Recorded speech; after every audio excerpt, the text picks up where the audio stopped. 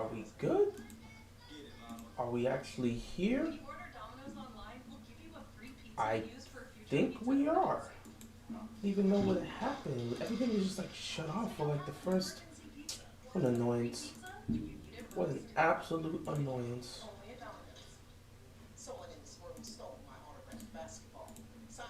What an absolute annoyance. What a way to start off the day, right? Just everything being a problem right off the bat. I gotta come down here to start off with this being an issue. Just what a way to start off the day, right?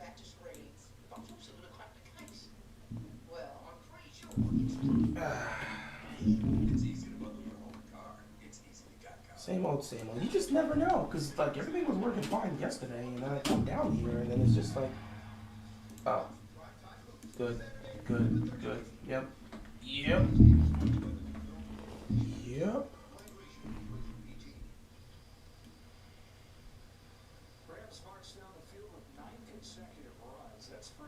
That has to be the weirdest thing I've seen. What type of play call was that? I'm serious. What type of play calling was that? That is crazy. What type of play calling is that? What's going on? Defense got to get it together. I mean, they're coming back from a bye week, and their run defense has always been weak. Cheer up, it'll get better. I'm first of all, I'm not happy or sad. I'm not talking about the game. I'm talking about my computer. I walked in here ready to start the live stream. My internet was completely cut off, and I do not know why. It took me 20 minutes to get my internet back on this computer. I was confused. I was like, did one of the wires go off? Did I accidentally press something before I left? Legit? I came into this room ready to live stream like, all right, let's get this. Ravens, Rams. I turn on my computer. Why isn't my internet working? Okay. Then I just spent the next 20 minutes to get it to work. And then I had to figure out if the live stream would work. So it seems to be working. I seem to be here. Hopefully nothing causes it to turn off, but I don't even know why my internet was off to start off. It was working last night. Everything was cool. You walk in this morning, computer don't got no internet. So that's how I spent the first 20 minutes. So no, my mood right now has nothing to do with the game itself. It was just tedious figuring out this internet issue. Either way, Ravens got the ball in the opening drive. Didn't do anything with it. Then Lamar just going deep. He was looking for Zay, couldn't get him. So, yeah, Ravens started offensively with the ball. Didn't really go far. I think they got one first down, I believe, and then proceeded to do nothing else. They ended up punting the ball because they got stopped on third down on a Gus Edwards run. And then the Rams got it on their opening drive and proceeded to go down the field. They ran the ball 9 straight times. 9 straight times. Them boys ran the ball 9 straight times, got down to the goal line, and then for some random reason, the Rams decided, let's pass the ball 3 straight times for some random reason, which obviously didn't work. Ooh, that was not a good throw by Lamar. But I was not a good throw by Lamar, but he got it to Odell made the adjustment because Odell got open. Odell got open, and yeah, Lamar just threw that outside. Odell's inside, and Odell had to make the adjustment. That's why you go out and get an Odell Beckham Jr. to make plays like that. So you do get the first down here because Odell made a crazy catch. First down here for the Ravens. This is their second drive here.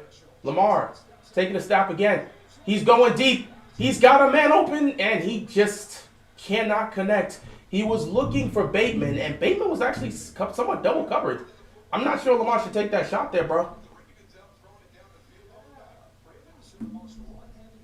I'm not going to lie. I don't know. See, Bateman ended up getting a lane open there, but you got the safety coming down. That's just a dangerous throw by Lamar. Like, he's got pressure on him. He steps up. He's got pressure. He just launches that. I don't know if that's exactly what you're looking to do. Not in that situation. Especially with the safety back there. 2nd and 10. Lamar pump fakes. Nothing there. Lamar's going to get sacked right there. And immediately you are in a 3rd and long situation. So just like that, the offense is doing offensive things.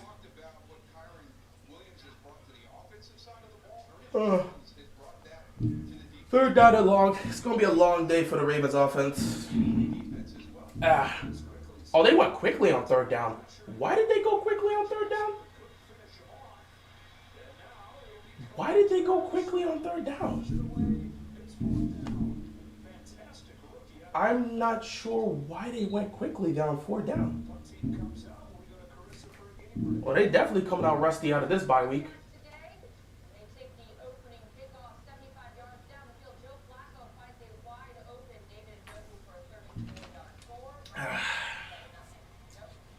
Team needs to wake up. It's the first quarter. They're coming off of a bye week.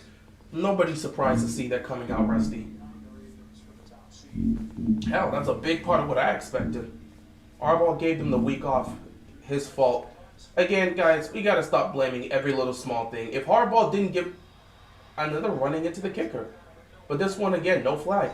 Like I said, we got to stop looking to blame Harbaugh for every single aspect. Because if Harbaugh would have chosen to not give them the week off and decided to have them practice extra hard, then they would have, and they came out here and started slow, then everyone would be like, it's Harbaugh's fault for not giving them the week off. They didn't get proper rest. We're not going to be doing that every single time, okay? If Harbaugh gives them the week off and they come out slow, it's his fault for giving them the week off. If Harbaugh doesn't give them the week off and they do extra practice and they come out slow, it's Harbaugh's fault because he didn't give them enough rest time to rest their bodies and injuries. No matter what, we find a way to blame Harbaugh. We as fans have got to stop putting these coaches and players in a lose-lose situation. No matter what they do, it's their fault. I was fine with the week off because I understood everybody was banged up and they needed to recover. And I also understood doing that means they're going to come out rusty. It's part of the process. But again, as the game goes on, you got to start getting things going. And I expect them as the game to go on to start getting things going. At the end of the day, it is what it is. But we really got to stop setting people up. We got to stop setting these players up, stop setting these coaches up. Every time something doesn't go our way, we're looking to immediately criticize a certain individual. I can tell you right now, if Harbaugh would have chosen to not give these guys a week off to rest their bodies and their injuries and would have just overplayed them, everybody would be on Harbaugh's head right now if somebody was to come out here and they would have started off slow and just don't have the energy to be able to do it. Everyone would be like, it's Harbaugh's fault for not giving the team a week off. Clearly, watching them after the Chargers game, they were banged up and needed the rest. So we're not going to do that. I was perfectly fine with the week off. Let them get their rest. Let them heal up. That was perfectly fine with it. At the end of the day, it's the first quarter. You're coming off of a bye week. There's always going to be some level of rust. That's usually how it's been for us. It's always going to be some level of rust. It's the first quarter. Let's give them time to get the rust off, get back into feeling. Because sometimes with football, when you take that time off, it just takes a while to get it going. You're going up against a team right now that is fighting for a playoff spot. They are relatively hot, and they're trying to get themselves going on a playoff push. We're coming off a bye week of recovering and resting. So it's going to take time for the physicality of Ravens football to get back into it. It's going to give them time. So as the game goes on, we see how it goes, but we're not going to sit here and criticize one aspect every single time things ain't going the way. What's going on, Nicholas? Because we be doing that way too much. And it's tiring when y'all want to set up players and coaches to be in a lose-lose situation so you can criticize them no matter what. That was the crap I was seeing yesterday with the whole in-season tournament championship. I already knew the minute I saw the Lakers were going to be in it, I knew how the narrative was going to be. If LeBron and the Lakers to win, it'd be like, LeBron won an in-season tournament. Ooh, so great, phony go. You know, and especially if the Lakers don't go on to win the championship, they'll be like, well, that's the only championship he won. He prioritized that. They'll find a way to criticize him. If he would have lost, they would have said, hey, another championship this man lost. He's not clutch and all this other stuff. So y'all put these players and these coaches in a lose-lose situation all the time. First down picked up here by the Rams. Puka Nacua doing his thing. I know you was laughing when the Steelers lost to the Pats. That coaching staff's getting fired. Wasn't really laughing. I didn't sit back and be like, oh my God, this is embarrassing. Yeah, the Steelers, they're not good. The only time they have a chance to win is when they have Kenny Pickett as quarterback. I knew there was a good chance they could lose to the Patriots with Mitchell Trubisky as their quarterback, so I wasn't really laughing. I just sat back and said, well, damn, they probably are in a really tough situation. You don't have Kenny Pickett, Mitchell Trubisky's garbage, and you're at home against a terrible Patriots team getting blown out, and then they fought back. And then that play just before the 2-minute warning, I was so confused. And then I started looking at Tomlin sideways and saying, yeah, bro, I think Steelers fans have a legitimate, case for you to have to go because I don't even know what sort of plan, what sort of decision making, what sort of action you took there. That just didn't seem to work at all. Second down and 10 here for the Ravens. Not Ravens, for the Rams. Wow, we got two R teams.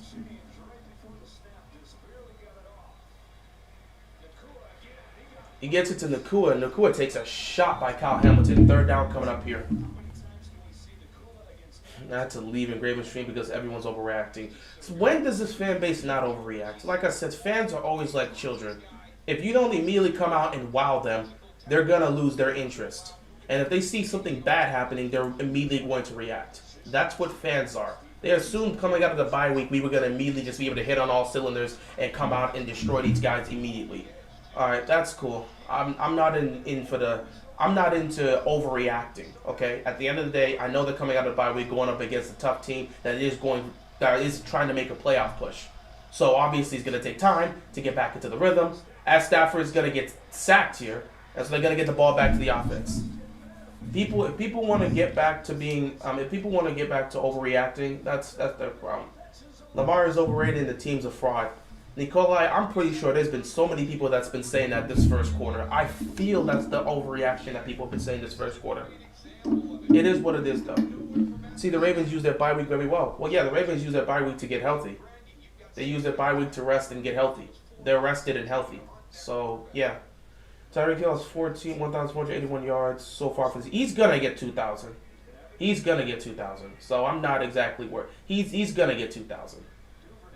Duvernay is going to get the punt right here. Can he take it and get some distance? That's some good blocking. I'm trolling, but I do think this team has weak. Oh, I know you were trolling, Nikolai. I'm just saying, what you said is probably what a lot of Ravens fans have been saying based off of this first quarter. I believe that's the overreaction people are getting right off the bat because the Ravens aren't immediately killing it on offense. Matabike the best. I don't know this. I mean, yeah, he's gonna get paid. He's gonna get paid. Matabike is gonna get paid because he's been slowly improving every year. And this year's finally his breakout year, so he's gonna get paid. Absolutely gonna get paid. Our fan base sure does specialize in overreacting over every little thing. It's not our own fan base. It's pretty much every fan base in general. But in terms of our fan base, sometimes we can just be annoying. Like, I don't blame other division rivals when they say the Ravens fans can be annoying because we can. The second things don't look good our way immediately, people want to start panicking and acting like it's the end of the world, as if there isn't 4 quarters to play, as if there isn't 60 minutes of football. We're coming off of a bye week where everybody had a week off to rest their bodies. We're coming off of a bye week. Everyone had a week to rest their bodies, and they haven't had a lot of much physical football. When you take off from football and you come back to it, it's going to take a little bit of time to get adjusted and get back to that physicality, especially when you are facing off against a team that has been fighting for their playoff lives and are fully engaged in that playoff mode. It's going to take time to adjust, but that's why there's 4 quarters of football. You play those 4 quarters of football to understand that it's going to take time for them to get into it. It's a long game. You're not always going to start off quickly. It's fine. Sometimes you do start off quickly and you start to slow down as the 4th quarter comes up. Other times you start off slow and you pick up the pace as the game goes on. It's 60 minutes of football. If people are ready to quit just based off of 2 drives, please do yourself a favor. Turn off your television and go do something else. Because not even football, sports is not for you. In basketball, if you come out in the first quarter and you're down 15, the game is not over. Okay, the game is not over in the slightest. If you want to assume the game's over because you're down 15 after the first quarter of an NBA game, please do yourself a favor and just stop watching sports. Because that mindset isn't going to get you anywhere. You can be down 14-0 in the first quarter of a football game. It does not mean you're going to lose. But people like to overreact, which it is what it is. I'm surprised Mike Tomlin is not fired. Hell, he should have got fired when he lost the Browns back-to-back a few years ago. They don't really fire head coaches. They've had 3. They've had 3 specific. They've had 3 head coaches in their existence. So 1st and 10, they're gonna try to try to run the ball here with Keaton Mitchell. Good run by Mitchell. Ooh, they threw him all the way back. Gonna try to get something going in the run game here with Mitchell.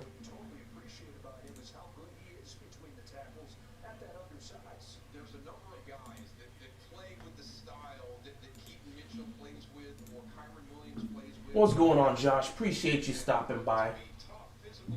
I think the Packers make the playoffs over the Rams since week 9. Love's had a pass rating 106. I mean, he's playing well, but I gotta see the schedule. I think a lot of things change if they upset the Ravens here for the Rams. I don't know. A lot of things change. If they're able to upset, wow, Mitchell just went like a missile and picked up the first down. I gotta look at the Rams' remaining schedule versus the Packers to give you some sort of an assessment. I'll say Jordan Love's been playing well, so I will give him credit for that. But I look at this schedule. The Packers got the Giants. Let me see. The Packers got the Giants on Monday Night Football, the Buccaneers, the Panthers, the Vikings. You know what? You might have a point here. What do the Rams have? After the Ravens, they got the Commanders, the Saints, the Giants, and the Niners. That Niners game could ultimately be the difference maker. The Packers might sneak in. Lamar looking to go deep. He's got a man wide open. It's Isaiah Likely, and Isaiah Likely's gone for the touchdown. How did Isaiah Likely get wide open like that for the touchdown? Ravens take the lead. How did Isaiah Likely get that wide open? How did Isaiah Likely get that wide open? Touchdown Ravens, but how? Let me see the replay. How did Isaiah? Okay, they motioned Isaiah to the left, and he takes off, and nobody goes with him. He's left completely wide open. That's a complete collapse on the defense. When they motioned Isaiah Likely to the left, nobody went with him on the defense. Extra point is up and it is good. That is crazy. Whose assignment was it to follow Likely?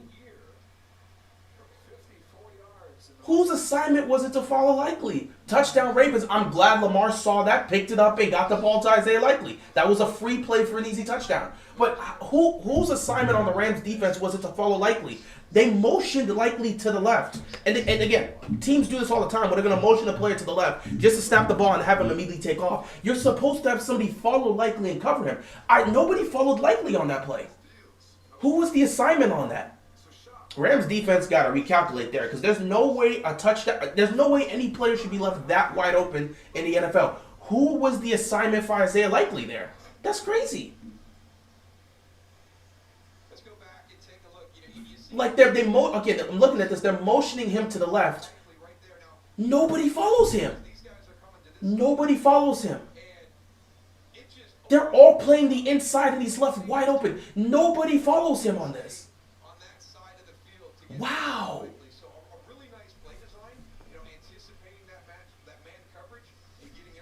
Hey, you feel like the new Commanders owner is just as bad as Snyder because Rivera still got a job? It's his first year. And at the end of the day, he could still fire Rivera. What is with you in assessing things based off of immediate results? We knew it wasn't going to be immediate. Jack Del Rio got fired. It's only a matter of time before Rivera gets fired. No one's going to sit back and talk about them being... And also, to compare them just as bad as Snyder, do you understand what that guy actually did? I'm not wasting my time with that question. Do you understand, just not even from a football stance, do you understand what he did from a personal stance? There's a reason why he's not allowed. They haven't officially banned him, but if they could ban this man from the city, they would. Do you understand what he's done to people on a personal stance, on an emotional stance? You don't, okay, I'm not going to speak on it. I'm not going to speak on camera. What that man has done to people in this organization, I'm not going to speak on it. So no, it's not even just a football thing. What's going on, Dr. Dre? Appreciate you stopping by. Everything's going great for me. How about you? Hopefully you're enjoying your Sunday. I'm not talking about it here. This is not the platform to talk about the things he did. If you want, feel free to go online, check some of the articles of what he's done, what the organization has been accused of. All I'm going to say is look at some of the things involving the cheerleaders. That's one of the cases I can bring up. And we have, of all people, down Kyle Hamilton. And he's holding his leg. Please, for the love of God, be a cramp. Hey, bro, you just cramping, right? You just cramping, right? You just cramping. Listen, you just got back. It seemed like he's holding this shit there. Listen, bro, you just got back. It's okay, man. You just got back. It's just a cramp. I tell you, he's running with guys man to man out of the slot. There's really nothing there, right? We He's cramping. Please tell me he's cramping. Listen, bro, he's just cramping. He's just cramping. He's just cramping. He's walking. He's just cramping. He's just cramping. Listen, they haven't played football in 2 weeks. You haven't done that activity. You cramp sometimes. He's fine. He's fine. He's fine. He's cramping. He's cramping. He's cramping. He's cramping. It's cool. It's cool. It's cool. Hamilton's cramping. He's cramping. We'll find out. I don't know if that's the actual official thing. But he got up and walked off the field like it was nothing. And again, he was holding his shin. So I'm assuming it was a cramp. Because nobody stepped on him. He didn't take a huge step or anything. When he got down, he was holding his shin. We've seen people go down for cramps. We'll figure this out. I'm again, based on what I've seen before, on my assessment, it looked like he was cramping. Because after a while, he got back up and walked off the field. There was no limps or anything like that. It looks like a cramp. So we'll see.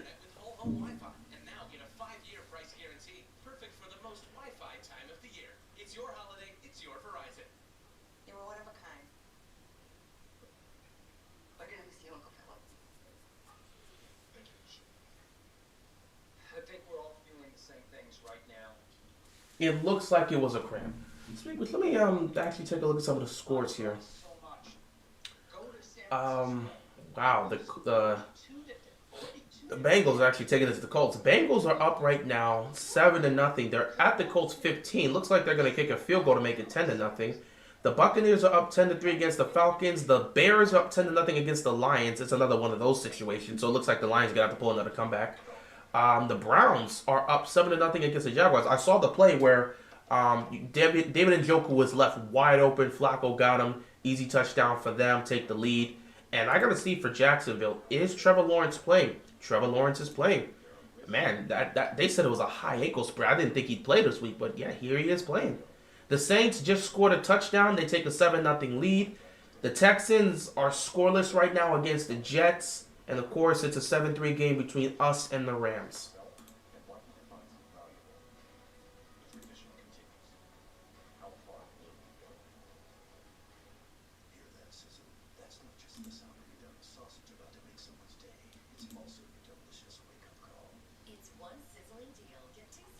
Oh, never mind. I thought they weren't going to be able to complete that. They actually got it done. Oh, no, a penalty.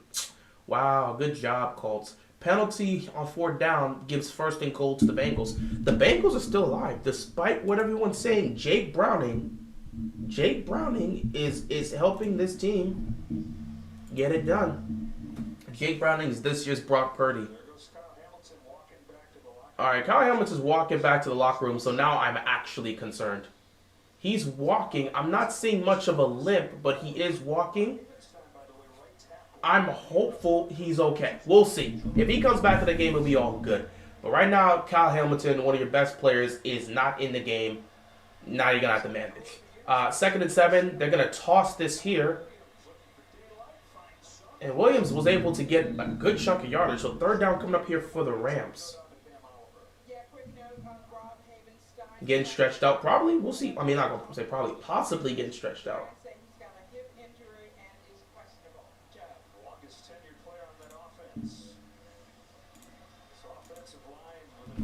3rd down and 2 here for the Rams.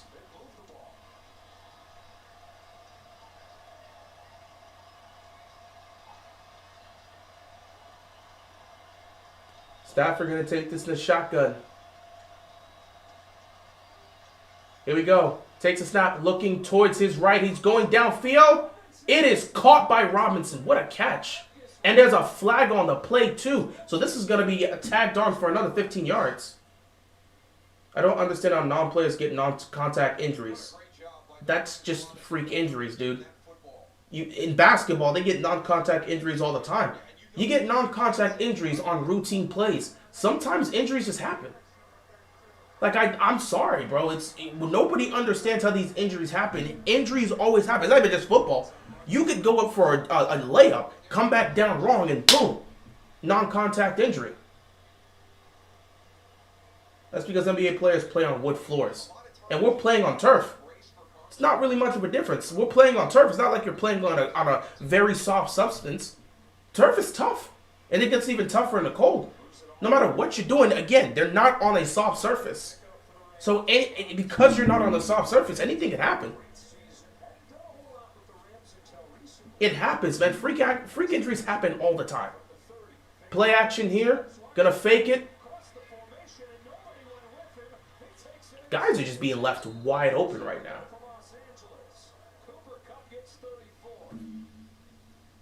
Yeah, Cooper Kupp just gets left wide open. Nobody tracks him down, and now it's 1st and goal for the Rams.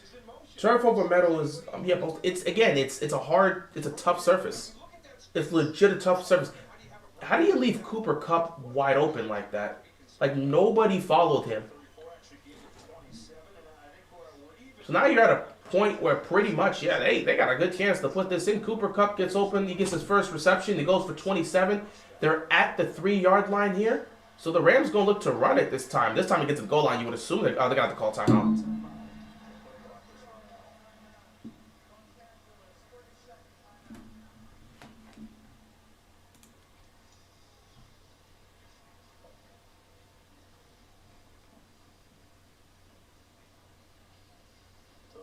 The Falcons are able to tie the game up. They were down 10-3. They scored a touchdown, making it a 10-10 game.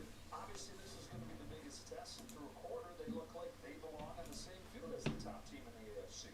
We said at the top they were going to have to come out and play their best game of the season, better than they had played during that 3-game win streak. I love the opening possession where they went down the field with the running game. I don't know what happened once we got to the red zone and we went incomplete, but I love the way they've started. This has been a great 1st down and goal here. If you're the Rams, stick to what's working, which is the run game. Baltimore has not really showcased they can stop the ability to run, so you stuck with that. So here's short here. But again, if I'm the Rams, I'm going to look to run this ball. The Ravens have showcased they've got a weakness in their defense. That's their run defense. I'm going to continue to run the football. I don't understand why they chose to throw the ball 3 straight times when they got down to the goal line that first drive. That was a bit weird for them to do. But, I'm not here to criticize. Y'all are free to do what y'all want to do, I guess. 2nd down and goal here.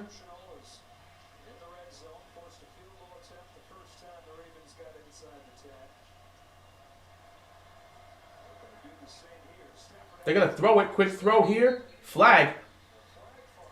What's the flag for?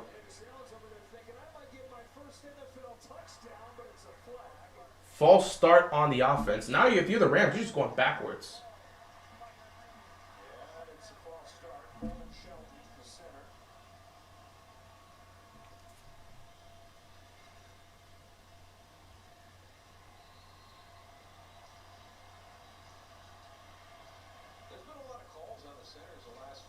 So 2nd down and goal, they get pushed back a little bit. Now you're kind of looking towards that passing game to get you something here. I wouldn't mind if you try to do a delay handoff here because, again, the run has been working effectively against the Ravens. I do understand when you get down to the goal line, you're going to want to look to throw. You got something underneath, Stafford. He didn't look at that. Good job on the defense there. So 3rd down and goal here. Once again, the Rams are getting down to the goal line, and they're not having an answer right now. They got to get something open. You're looking to get a play, maybe something underneath so you can get somebody to run in. Meanwhile, the Ravens defense continues to stay fundamentally sound, especially at the goal line. They're not really looking to give up a lot of points here. They continue to make plays. That's just what you want to see. Can the Ravens defense make one more stop, or will the Rams be able to take the lead here? 3rd down and goal from the 6-yard line. Let's see what Stafford's got here this time. Clock is ticking. They got to get this off. Stafford. He's got to force it. Oh, Cooper Kupp gets it. Touchdown, Rams. I thought he was going to force it, but Cooper Kupp gets the touchdown. And the Rams regain the lead. Well, I guess that's why they're throwing it down there, Joe. When you have chemistry like that. I'm surprised. Let me look at this again. I thought Stafford, because again, the pressure came. Millette was right in his face, and Stafford just threw it up there.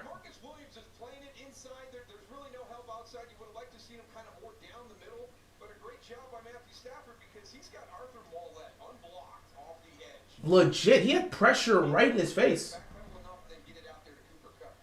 I have a feeling that the 1 seed will get knocked down in the division round this season. We've said that the last few years. I've seen people say that the last few years. I heard people say that last year about the 1 seed. I heard that in 2021 about the 1 seed. It actually ended up happening.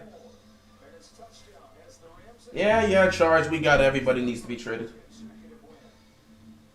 I should set up a mirror behind me. I ain't doing that. That's wild.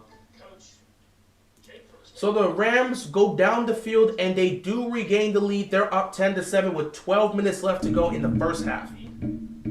The Bengals take a 14-0 lead against the Indianapolis Colts. Jake Browning right now is playing really well for the Bengals. And they're going to ride this. They are going to ride this. The thing about the Bengals is it's kind of tough for them because they don't really have any tiebreakers.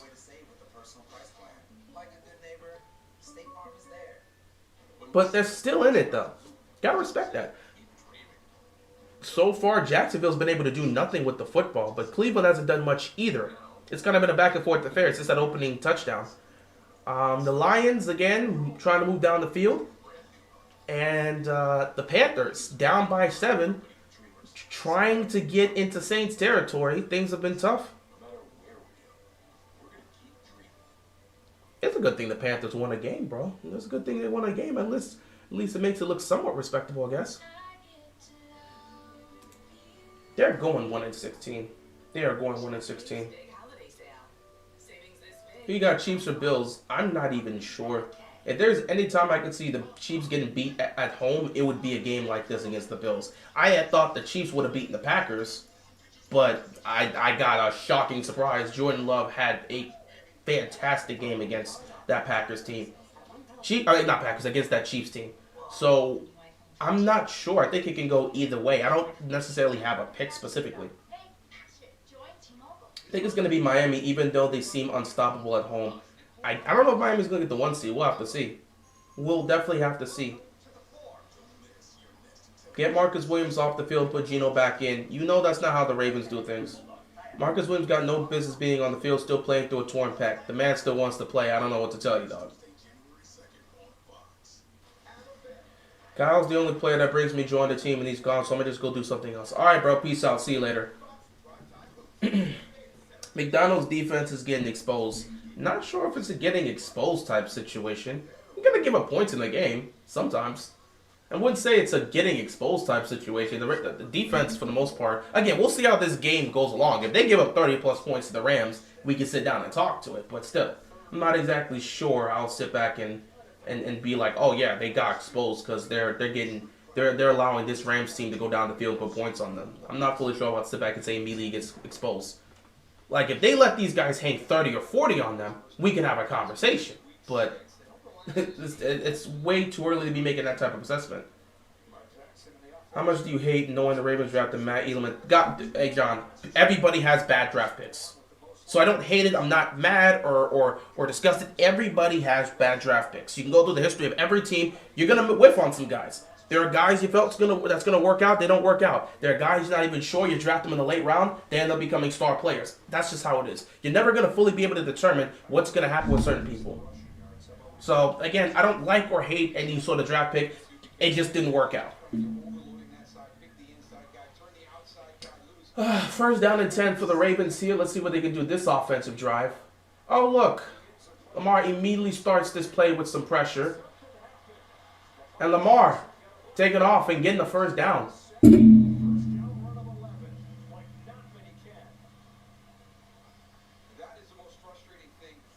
Ever since Marcus came back, the defense has been shaky. Well, yeah, he's playing injured. He could go with Stanley. They're not going anywhere. Get used to it. They're not going anywhere. He still hasn't fully recovered from his pec injury. That's going to be a season-long thing for him. He chose not to get surgery over that, so that man is going to be dealing with that throughout the season. Ain't nothing changing with that. First down and 10 here for the Ravens. Switched up the play here. Yeah, that's not exactly the play you would want to. If you're going to run, what's going on, Simple? If you're going to run a quarterback, a design run for Lamar, you would want to at least get him a blocker or two. You kind of pushed off. I don't know. I don't know what that play call was.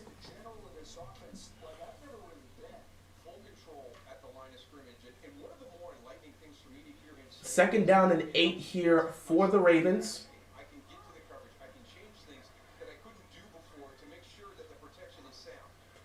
Well, he's going to take the snap. Lamar firing over the middle. Incomplete. Looking for Odell. But it's been a sluggish start to this Ravens offense. Yes, it's pretty much, hey man, every week it's been a sluggish start to the Ravens offense. You never know what you're going to get on a weekly basis. That's why I say, if there's anything that's going to stop the Ravens from actually winning a Super Bowl, it would most likely be the Ravens offense. In the fourth quarter, two of the losses, by 14 points. But Todd Monken right now, this offense is kind of out of sync a little bit. It's explosive play, Todd. Third down and 8 here. Production off. You hope you get the protection on this, but who the hell knows? Pressure comes immediately. Lamar gets it to Zay Flowers, and Zay Flowers picks up the first down and more. Okay, bro, he down.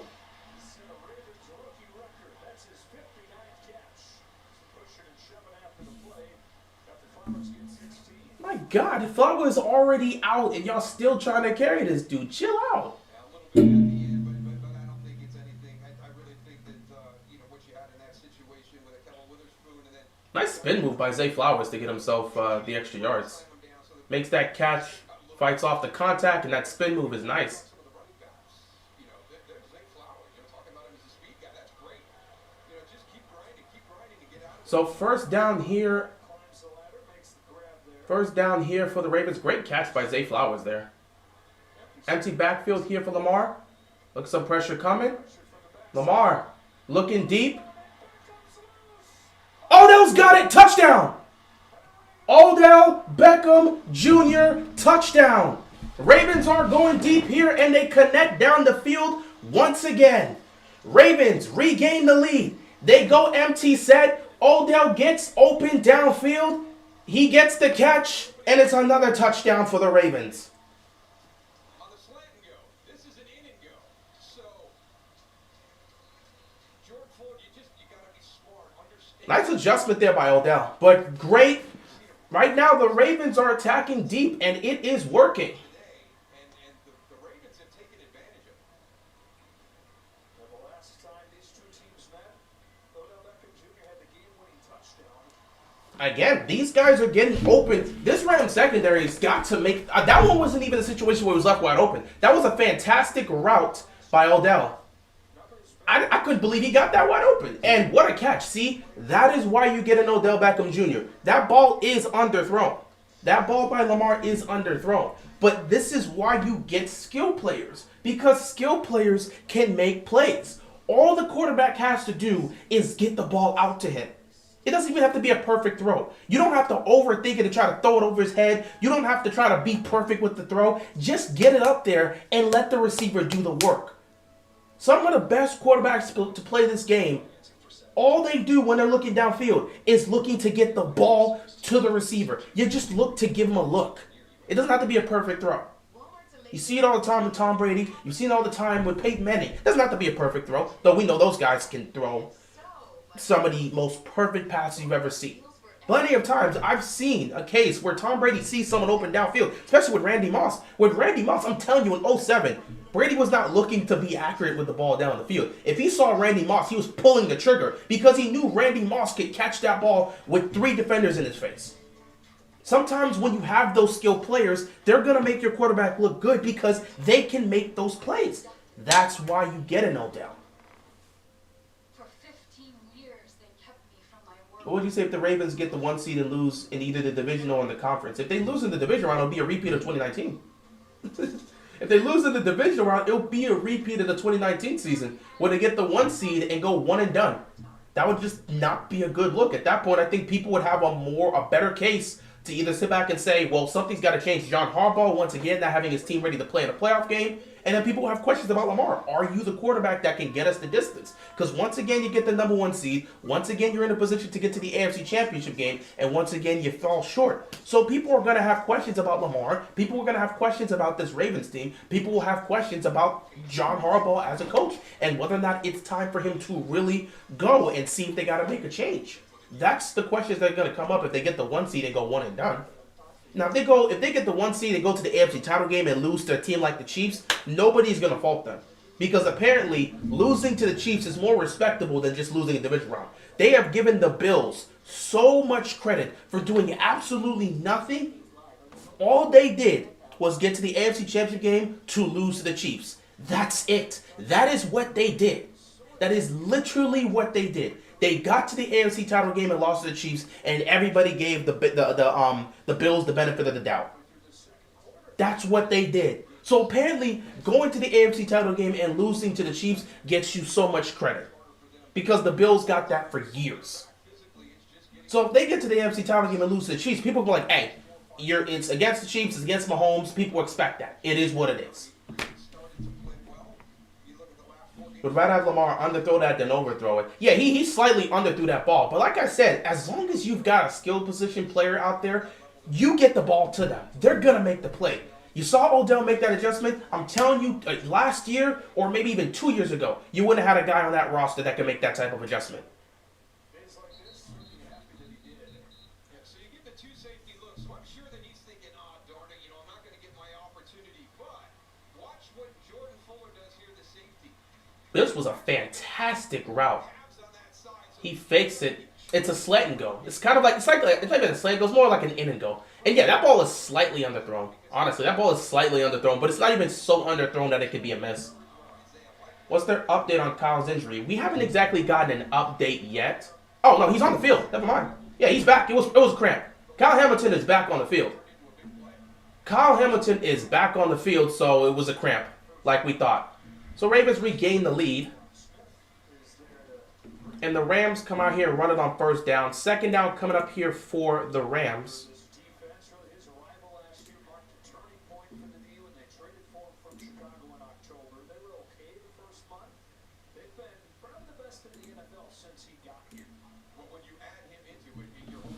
The Colts are finally moving down the field. They're at the Cincinnati 2-yard line. The Lions finally put some points on the board. They're up. No, they're not up. They're down 10-7 now. Or 10-6 because I think they got to kick the extra point. They just scored. Second down and 7 here for the Rams. Let's see what Stafford's looking to do. He's going to look towards his left. Nothing there. He's going to scan the field. Throw towards his right. It's going to be caught by Cooper Kupp, and he's immediately going to be dropped right there. Browns up 14, and they got the ball again. The Panthers actually did something, put some points on the board, put up a field goal. And the Saints have the ball, but they're going to punt it back to Carolina. So Carolina's got a chance to try and take the lead here. Meanwhile, the Texans and Jets, they're still a scoreless game there. 0-0 in New York. Third down and 3 here for the Rams.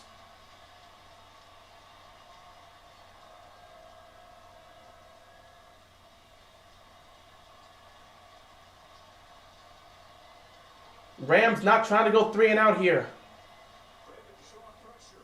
They're sending pressure. They're going to get it out to Cooper Kupp, and they saw the screen, and Kupp is going nowhere.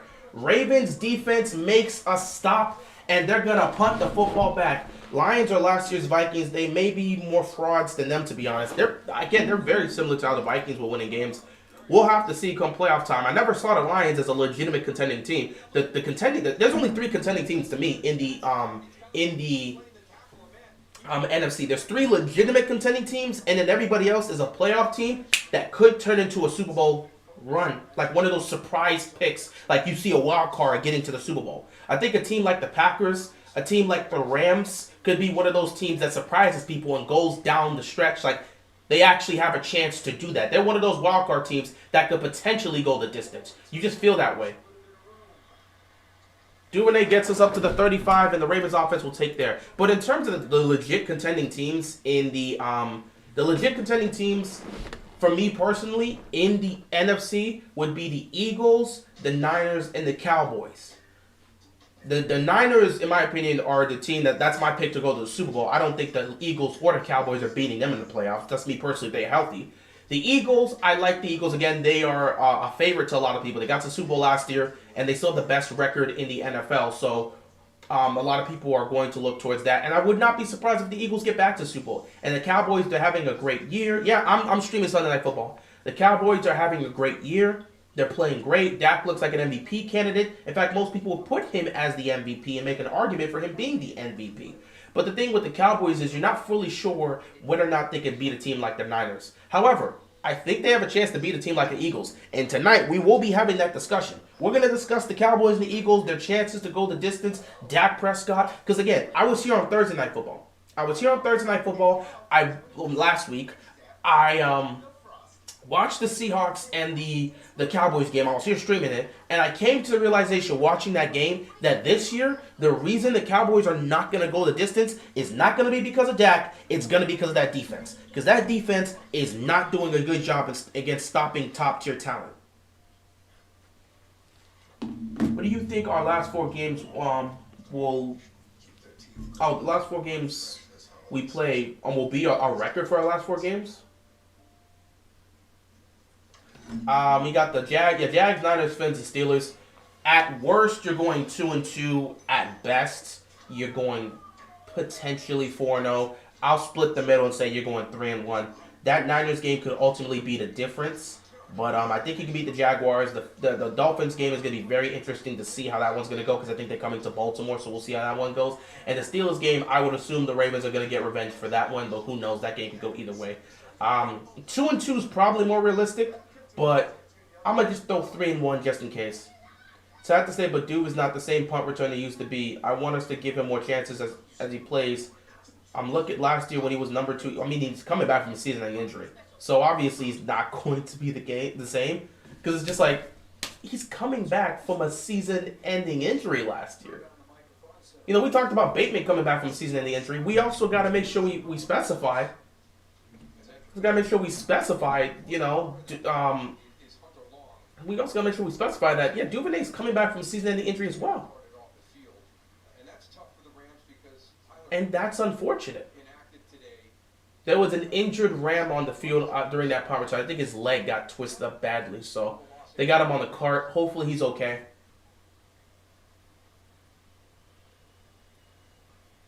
Like, Duve definitely lost some of that energy he had, but he still had some good punt returns this year. Not to mention, we don't have a better person out there.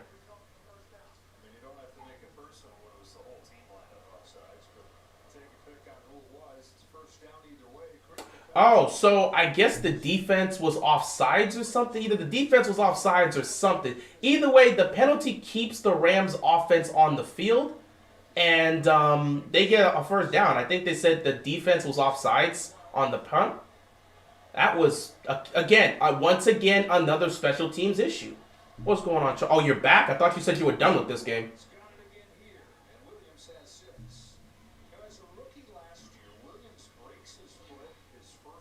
But how did you see 14 was back if you weren't watching the game? I thought you said you were done watching. So how did you know he came back if you were done watching? And you are up and down, my friend. You are up and down. I heard. From who? You got friends that say, hey man, Kyle Hamilton's back. Come watch the game again.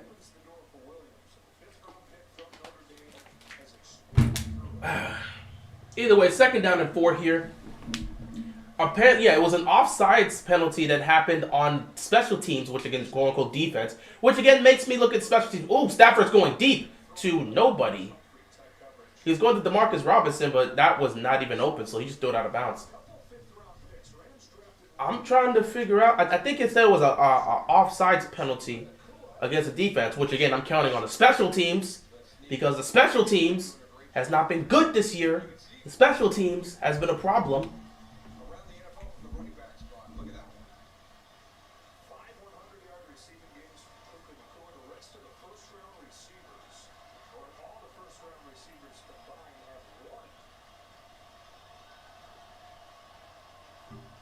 Third down and 4 here. Here comes more pressure. Stafford's got to get rid of it. And guess who gets open again? Puka Nacua. And now they are in Ravens territory once again. Yeah, offsides. They looked at the replay and called offsides. Yeah, because the Ravens special teams always seems to make mistakes at the worst moment. And now you got a Rams team that's going to have a chance to put more points on the board here. Now you got to look to see if you can stop them. And Puka Nacua gets open. He gets wide open. Oh, that's great play design. That is great play design. That is great play design. That was great play design. That's a great call by the offense right there. That was great play design. So now, if you're the defense, you gotta just hope you can stop him for a what's it called? He's going deep, and it's nearly picked off. Marcus Williams was going for the pick, and it seems like Atwell got injured on the collision.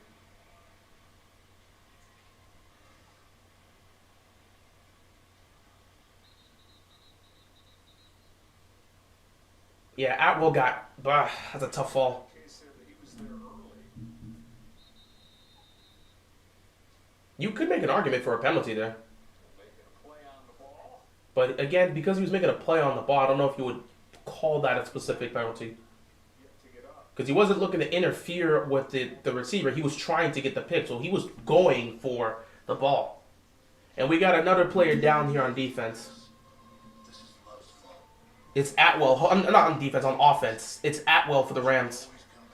While we sit back, we'll take a look at this right now. The Browns are absolutely destroying the Jaguars. Yeah, like I thought. I think it was too early to bring back Trevor Lawrence. The man suffers that injury on Monday Night Football. And not on Monday Night Football. No, wait, yeah, it was on Monday Night Football. He suffers the injury on Monday Night Football, and then they just say, he's like, I'm going to play. Sometimes you gotta know that you should go out there and protect your player. I know if it's a playoff game, obviously you let him play. But in a regular season game, you don't try that. Flacco's got 2 touchdowns and an interception. They're up 14-0 right now. And Trevor Lawrence, 7-14, 58 yards and an interception. Not really surprised to see that. Because I was shocked to see he was playing. The man suffered a high ankle sprain on Monday, and on Sunday he's out there playing football against a tough Browns defense. I'm not surprised to see him struggling like this. This could turn very bad for the Jaguars if they're not able to get anything going. A pick six just helps this Colts team. Jake Browning just had a pick 6 on him. It was a 14-0 game between the Cincinnati Bengals and the Indianapolis Colts. Now all of a sudden it's 14-12. They're going to try to go for 2 most likely to try and tie this game up. What happened? Cincinnati was in complete control to start this off. Now all of a sudden the Colts are 1 2-point conversion away from tying the game up. What's going on? This is crazy. Buccaneers up 12-10. Lions, I guess they went for 2 or missed the extra point. Don't know what happened there, but they do have the ball again. In Chicago territory, looking to take the lead. The Colts go for 2 and they tie the game. So now it's 14-14 in Cincinnati. A pick 6 from Jake Browning helps the Colts tie this game. So yeah, Atwell got banged up on that play. It's going to be 2nd down and 10 here for the Rams. A Colts pick 6, man. Wow. That allows them to tie this. That really going to hurt. That's severely going to hurt Cincinnati's chances here. Got to make sure he doesn't make plays like that more often, because that could cost you in that game. Makes it real tough for Cincinnati. Now you got a 14-point lead and it disappears just like that. 2nd down and 10 here. Ball is at the Ravens 25. Stafford looking to his left. He's looking. He's going to loft it.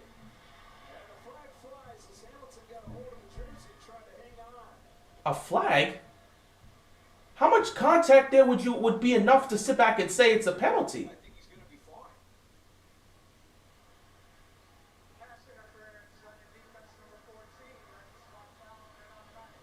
How much contact would need to be there? Let me see this. Looking at Cool coming out of that bunch again. Okay. Got beat across. You can see that. Yeah, he got beat. Because the pass went in his direction, it would be pass interference. He got beat. Nakul was open for a touchdown. So I'm not even going to get mad at that one. I wouldn't get mad at that one. Either he commits the penalty and makes it 1st and goal, or he's giving up an open touchdown to Puka Nacua. So you take what you can take here. Now you got to look at this defense and say, hey, man, it's 1st and goal once again. Can you make the stop? Ravens have been penalized in this game 4 times for 50 yards. If they didn't do that stupid penalty on the punt, on the on the punt return, they wouldn't be in this situation. They made a good stop defensively and then proceeded to make a mistake in special teams. 1st and 10 here. They're going to run the ball. And Clowney's going to make that stop here. 2nd and goal coming up here.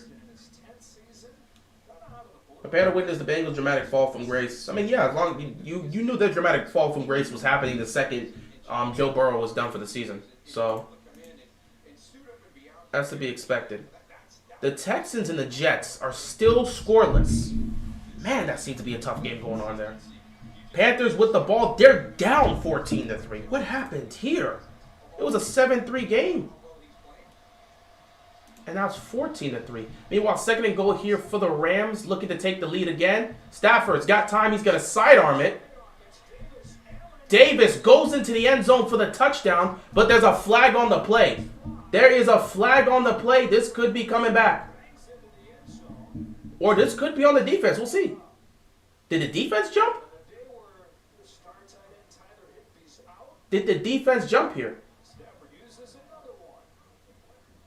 Don't tell me another penalty on this team.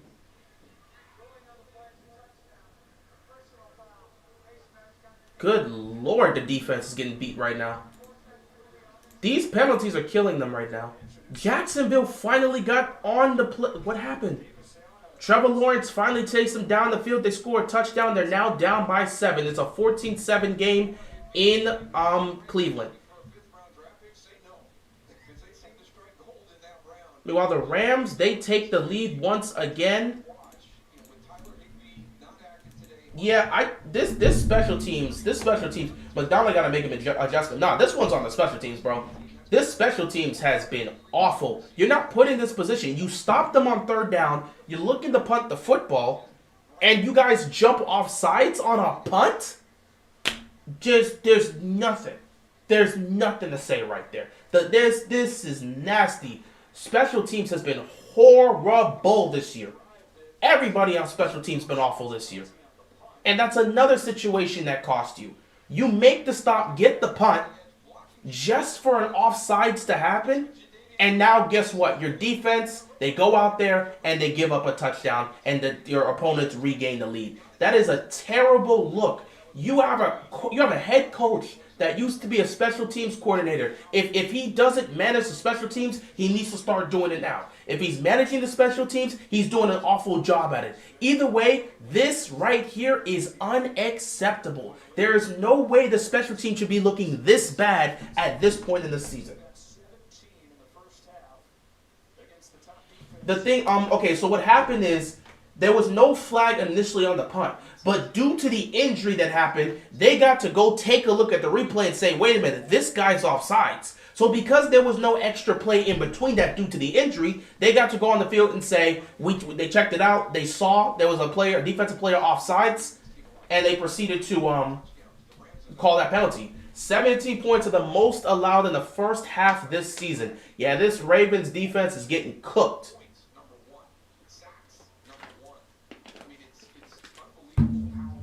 The Rams really trying to help the Rams. We're not doing that. Nobody told the Ravens defense to jump off sides. I'm not sitting there trying to blame the refs. Nobody told the Ravens defense to jump off sides. How about they take some accountability? How about we look at that? Take some accountability and make sure you don't jump off sides. How about we show some discipline? Look at the amount of penalties that are flying in this game. What are we, the Cowboys? You got 6 penalties in the first half. They didn't jump. They lined up offsides. That's worse. They lined up offsides.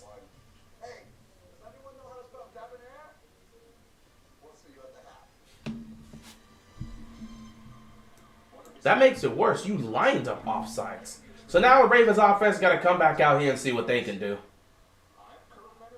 And look at, oh my goodness.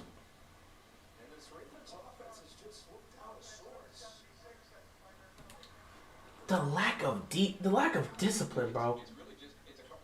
The lack of discipline. I can deal if things just ain't working, like you're just getting beaten to play. But when you're hurting yourself with penalties, I gotta look at your team like, bro, what is with this lack of discipline? This late in the season, you're playing this level of undisciplined football? What are you out here doing? 5 minutes left to go. The Rams do get the ball coming out of halftime. What are you doing out there? Lamar got picked off. What a pick right there. I'm not going to lie. He was going deep for Bateman, and that defender just snatched that ball. Wow. That's a hell of an interception. That's a hell of an interception, dog. It's going to be one of those games. Absolutely. That is a hell of an interception. He just snatched that from the air. I don't even know why you want to go for that. Again, the Ravens been taking shots all day. Look at that. He just forced that. Wow. Bro, nah, Witherspoon just stole that from Bateman. Witherspoon just stole that from Bateman. What happened to Lamar being able to throw two? Well, I mean, the 2 touchdowns he has are deep balls. So that's why he decided to go for it again. The 2 touchdowns he has in this game are deep ball touchdowns. So he decided, let me test it again. And Witherspoon just stole that from Bateman. I told y'all it was going to be one of those type of games, bro. Y'all really don't listen. Everyone keep thinking this team is capable of blowing out every team every week. Y'all don't really know the Ravens like that. Was this team even on a bye week? Based on how they're playing, I would have to say they're on a bye week. They're not even looking like they play football. This looks like a team that hasn't played football in a month. So I would sit there and say they won a bye week.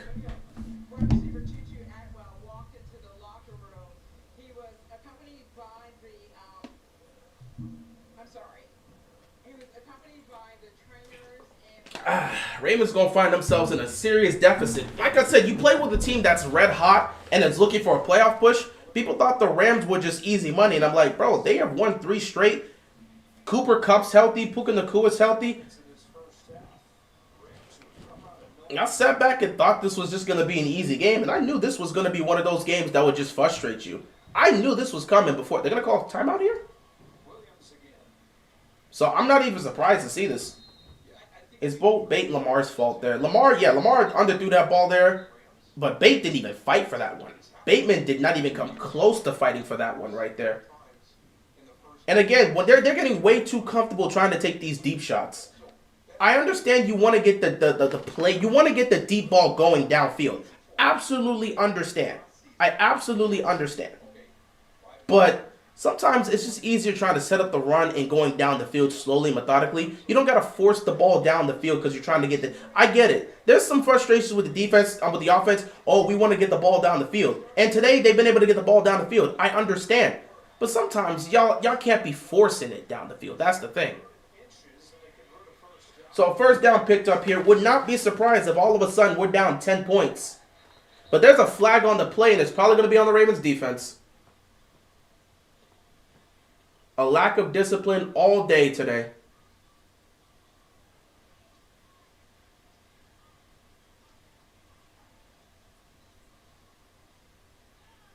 The way Sean McVay's argument makes you think that it's on LA. A personal foul on the offense? That literally saves the Ravens defense. A personal foul on Kyren Williams makes it a 15-yard penalty. So now it's a 3rd down and 16. That might save the Ravens defense for themselves unless they give up a huge play. Which, no, on this team.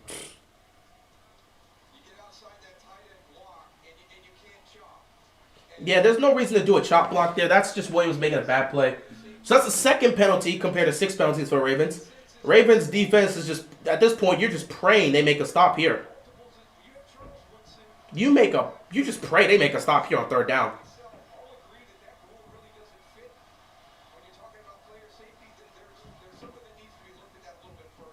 3rd and 15. And they give up a 1st down on 3rd and 15. Oh my God, I don't want to be here anymore.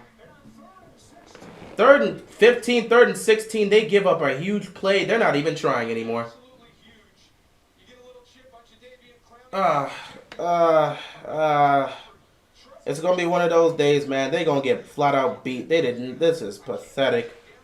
Oh, boy. All right, I'm already preparing myself. I'm about to talk about this, huh? They're not, this defense looks horrible today.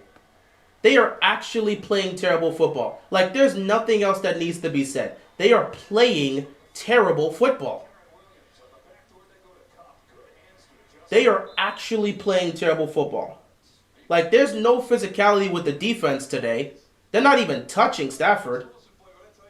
And offensively, again, they're trying to they've made some plays here and there, but at the same time, this is the thing about the Ravens offense. The Ravens offense makes mistakes. The Ravens offense is very janky. The Ravens offense is very, very inconsistent. So when the defense does not play well, you really start to see the weakness of this Ravens team. If the defense is not playing well, the offense is not good enough to carry them. I am sorry to say, if the defense is not playing well, the offense is not good enough to carry them on a consistent basis. You may get weeks where they all of a sudden are just hitting on all cylinders and nothing's wrong. But then you get weeks like this, which is more normal, where they'll make some plays here and there, but then on other weeks it's like nothing's happening. So it's so conflicting. It's so conflicting watching the Ravens play knowing that the defense kind of dictates everything. If the defense isn't playing well, you're as good as cooked. We deserve to lose this game if no adjustments are made. Pretty much. I mean, the defense just leaving dudes wide open. A guy getting left wide open on a 3rd and 15. What are they even doing out there? Like, you would think the defense would be better prepared for something like that. The communication doesn't seem to be there. We're not seeing the level of aggression and physicality. The movement isn't there. I haven't really seen anyone get to Stafford today. It's the same old, you know.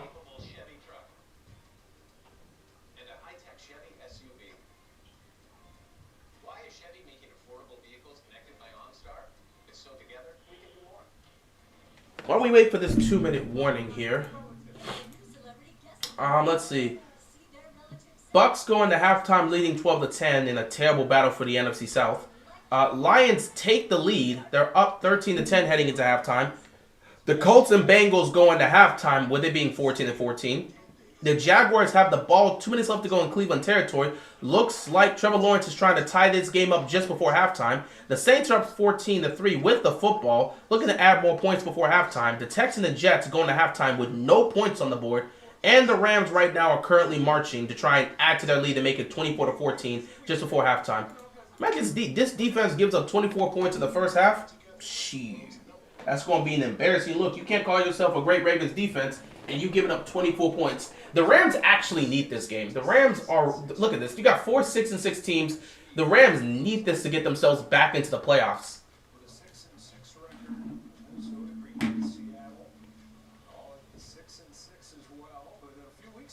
You can tell the Rams are playing like a team that is desperate. They are playing like a team that's desperate and knows their playoffs are on the line. They are not out here making mistakes. We're getting destroyed in the trenches today. No physicality. I mean, Matthew Stafford's been clean. You're in Baltimore in the rain, and there's no physicality from your defense. That's crazy behavior. 2nd down and 8. They're going to run the ball, and they can't even stop the run. They can't stop the run. They can't stop the pass. You're looking at this team. You're like, where's the physicality from a Baltimore defense? Like, that's actually a bad look. Good job, camera. That's actually a bad look. You're not telling me you're a Ravens defense in Baltimore and you're out here. You're legitimately out here playing like this. Like, where's the physicality? 49 points scored in the final 2 minutes of the first half this season. 3rd in the NFL. The Rams take advantage of that 2-minute offense to a T. So it's a 3rd and 5. You think somebody's going to try to get to Stafford or at least slow them down? Because, I mean, receivers have been left wide open. I already knew this was going to be another annoyance, man. Like I said, I don't even think I have the energy today to really be mad. I'm not necessarily surprised by anything the Ravens do. That's why when I made my video about them being contenders, I said, yeah, but tread with caution because you never know what you're going to get. No flag on the play, so the defense actually makes a stop here. And the offense is going to get the ball back. But I'm pretty sure they are in field goal range, so they can kick a field goal and make it 20-14, correct?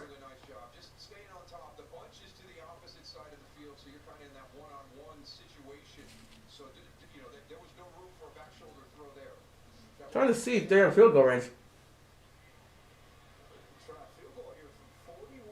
A 41-yard field goal in the range shouldn't really affect it majorly. Oh, wait, what? A 51-yard? Okay, that might be different. I thought it was... You said 41-yarder. A 51-yard field goal. Let's see how clutch he's going to be. Not even... Oh! It turned back in. Wow. It looked bad initially. It initially looked bad. It was leaning towards the left initially, and then it curved back into the right. I don't know how these kicks go, bro. These kicks are always weird to me. How can you kick a football and it's leaning towards the left and then immediately breaks back to the right? How does that work? I don't know the physics of that, so I can't even answer that question. Roquan's not going to be happy at the half. Yeah, because they've given up 20 points in the first half. A defense that averages giving up 15 points a game just gave up 20 points in one half of football. And now you're the Ravens offense. You have to go out there and score. The Rams get the football back coming out of halftime. So you have to go out there, if you're the offense, and score. Because you don't get the ball at half. At worst, get a field goal. At best, score a touchdown and regain the lead before halftime. I get they want to be taking these deep shots and trying it and testing it out. That's part of the thing. When you're trying to be a gunslinger, you're trying to throw the ball down the field, picks are going to happen. That's why Josh Allen has so many turnovers. He's constantly looking to take shots down the field. And when you're constantly looking to take shots down the field, guess what? Eventually, you're going to give up a turnover or two. So that's just how things are going to go. So I get they're trying to, get the deep ball passing game going, but you shouldn't be constantly looking to take shots down the field. Sometimes it's nice to have a slow, methodical drive where you're moving the ball down the field. Now, in those situations when you got those touchdowns, you get somebody open downfield, by all means, take your chance. Lamar almost got picked again. Not on the same page with his receiver there. That would have been 2 picks right there on Lamar. What was he? Let me see that. Look at this. He read his eyes. He was going to Odell and Jones, reading the eyes of the quarterback right there, because Odell got open clearly on the screen. And the defense read that immediately. That would have been a costly mistake that puts you in a serious position. So now you're in 2nd and 10. Probably going to look to try to slow it down here. Going to get it to Nelson Aguilar. And Aguilar is going to pick up a first down. Like I said, they got to start slowing it down. Don't try to force it into tight windows. Sometimes you got to slow it down. Though in that situation, that's just a good play on the defender. Not all interceptions are created equally. Sometimes it's about the quarterback making a terrible throw. Other times it's about the defender just making a great play. And if a defender makes a great play, you as a quarterback, you can't predict the defender's going to read exactly where you're going to throw the ball and then go for it like that. So sometimes you're going to get situations where the defense is just going to make a great play and give them credit for that. Quick throw here to Nelson Aguilar, and Aguilar getting it again. Getting it to Aguilar early on here. We need a touchdown because they get the ball at half. Yep, that's probably what they're looking to do. Get a touchdown before halftime. But they got to be cautious with how they're going to choose to throw this football. Really starting to see some of those talents that Philadelphia saw years ago, and it really added a lot of depth to this wide receiver group. 2nd down and 2. You have to get through the rest of the year without Mark Andrews. This was the time to do it. A receiver group and a running back group can carry that burden. 2nd and short. Jackson, tight pocket, steps out of it. Nothing's there, so Lamar's going to take off and go out of bounds. First down, Ravens. So yeah, this is what I'm talking about. You don't always have to take a shot down the field, guys. See, I blame y'all sometimes, bro. I blame the fans sometimes. Y'all been crying and complaining about them not taking enough shots down the field. And all of a sudden they decide to come into this game. Let's just take, it worked out with a couple touchdowns, but when you start acting like a gunslinger and you get that gunslinger mentality, you're going to get those picks. But you can live with those picks if you're in a Josh Allen type offense. But then again, you need your defense to show up, and their defense hasn't really shown up. In some cases. Lamar. Rolling. Fires. Gets it out to Likely. He's going to go out of bounds. We got 1:16 left on the clock, and the Ravens are slowly moving down the field. This is what they should have done in the last drive. If they would have done this in the last drive, they wouldn't have given up those 3 points. Especially this year, is scrambling to throw. He's not out there to run the football. And it's got to be hard for him because he is as dynamic as any player, not just any quarterback, but any player when he has the football in his hand. But when he's more and more scrambling and moving and extending to try and get that football down the field in the pass game. Got 7 yards there. 16. 2nd down and 3. Lamar gets it to Bateman. Bateman makes the catch, picks up the first down. Ravens continue to move down the field. Here's the scary part here. They're moving down the field, but the clock isn't really... They're all going out of bounds, which I respect. But I'm not trying to give Matthew Stafford any more time to, go do something here. That's kind of... Hey, keep doing what you're doing. I'm not saying don't keep looking to throw towards the sidelines and stuff. It's working, clearly, but there's still, a minute left, and the Rams got 2 timeouts. First down and 10 for the Ravens. Lamar's going to take the snap. Lamar.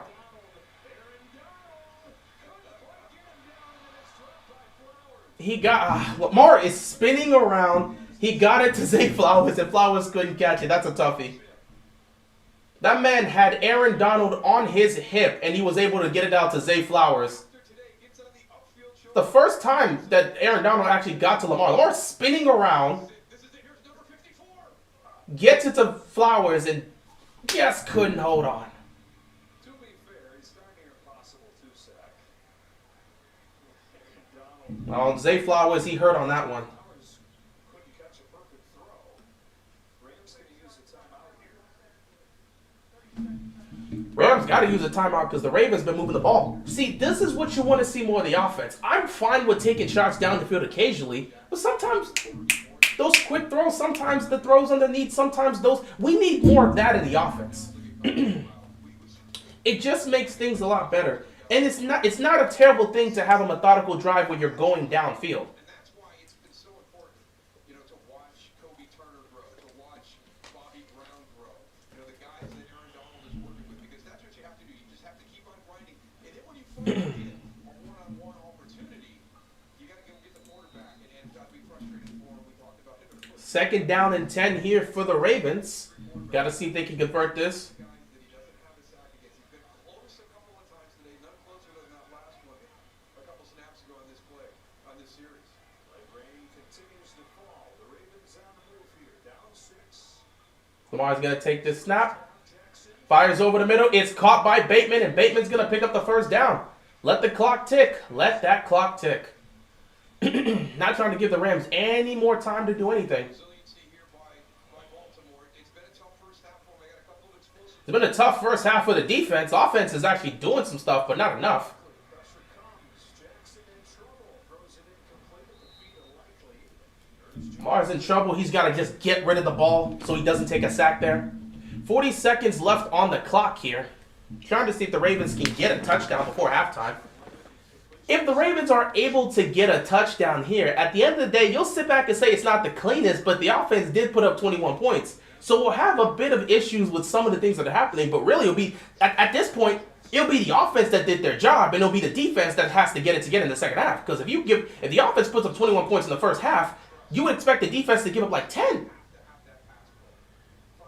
Second down and 10 here. Quick throw to Nelson Aguilar. And Aguilar got crushed.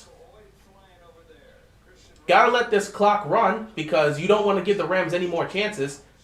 At the end of the day, at minimum, you gotta get 3 points out of this. Maximum, you're looking for a touchdown. So don't look to force anything here. They're gonna line up quickly, third down and 9. If it's not there, throw it out of bounds and take the field goal. Lamar throws, got it to Likely, timeout. Take the field goal. Take the field goal. Of course, as a Chiefs fan, you want the Ravens to lose. And I want the Chiefs to lose to the Bills. Like, I don't think you have to specify that, man. I've known you for a while. I know you're a Chiefs fan. So, obviously, you're hoping the Ravens and the Jaguars lose. Just like me as a Ravens fan, I'm hoping the Chiefs lose to the Chiefs lose to the Bills. And I hope the Bengals lose to the Colts. And I hope the Browns lose to the Jaguars. Though, nothing's really happening there. I guess the Jaguars are going to get the ball one more time before halftime?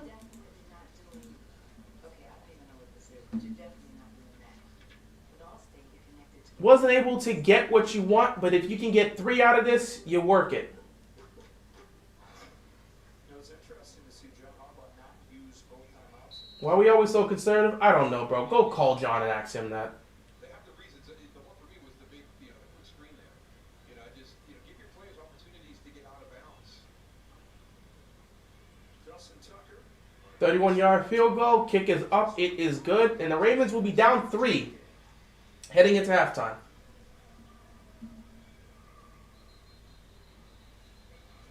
Looks like they were playing for a field goal the whole time. Well, I mean, those last 3 drives, first, second, and third down, it looked like they were playing for a field goal there.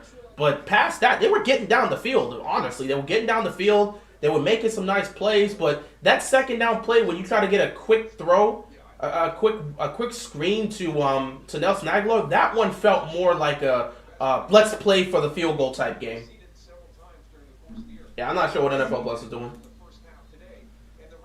So yeah, as we're heading into halftime, Bucks coming out of halftime, they're up 12-10. They have the ball. Lions and Bears, it's a 13-10 game. Bears have the ball. Colts and Bengals are tied at 14 apiece. Jaguars, a minute left to go in the first half, and they're trying to see if they can do something against that Browns defense. The Texans actually, not the Texans, the Jets actually in Texans territory coming out of halftime. Anybody saw this in 2017 and The rain is getting up there, man. So we'll have to see what the Ravens do in the second half. But it's a close game. Can't say it's not a close game. Buckets before the game started. Then eased up a little bit. 9 seconds left. Obviously, the Rams aren't gonna. They're not gonna do anything here. You'll just go into halftime like this. Stafford, even on this rainy day. But yeah, Stafford's playing well. Lamar's playing well for the most part. I'm surprised the passing game has been what it's been. I mean, both quarterbacks haven't had too much trouble with the passing game. It's been both defenses that have had some issues trying to make stops here. It's been kind of interesting to see how that's going.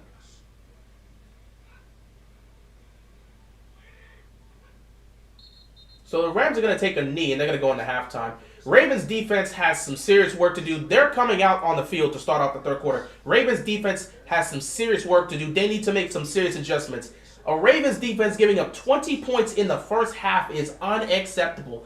Them boys got to go recollect themselves in the locker room, have some conversations, and get themselves back in order. Either way, it is officially halftime. Rams up 20-17. They do get the ball coming out of halftime, so we'll see what this defense can do. We'll see what the Rams offense can do in terms of trying to extend their lead. With that being said, guys, I will see you in the second half.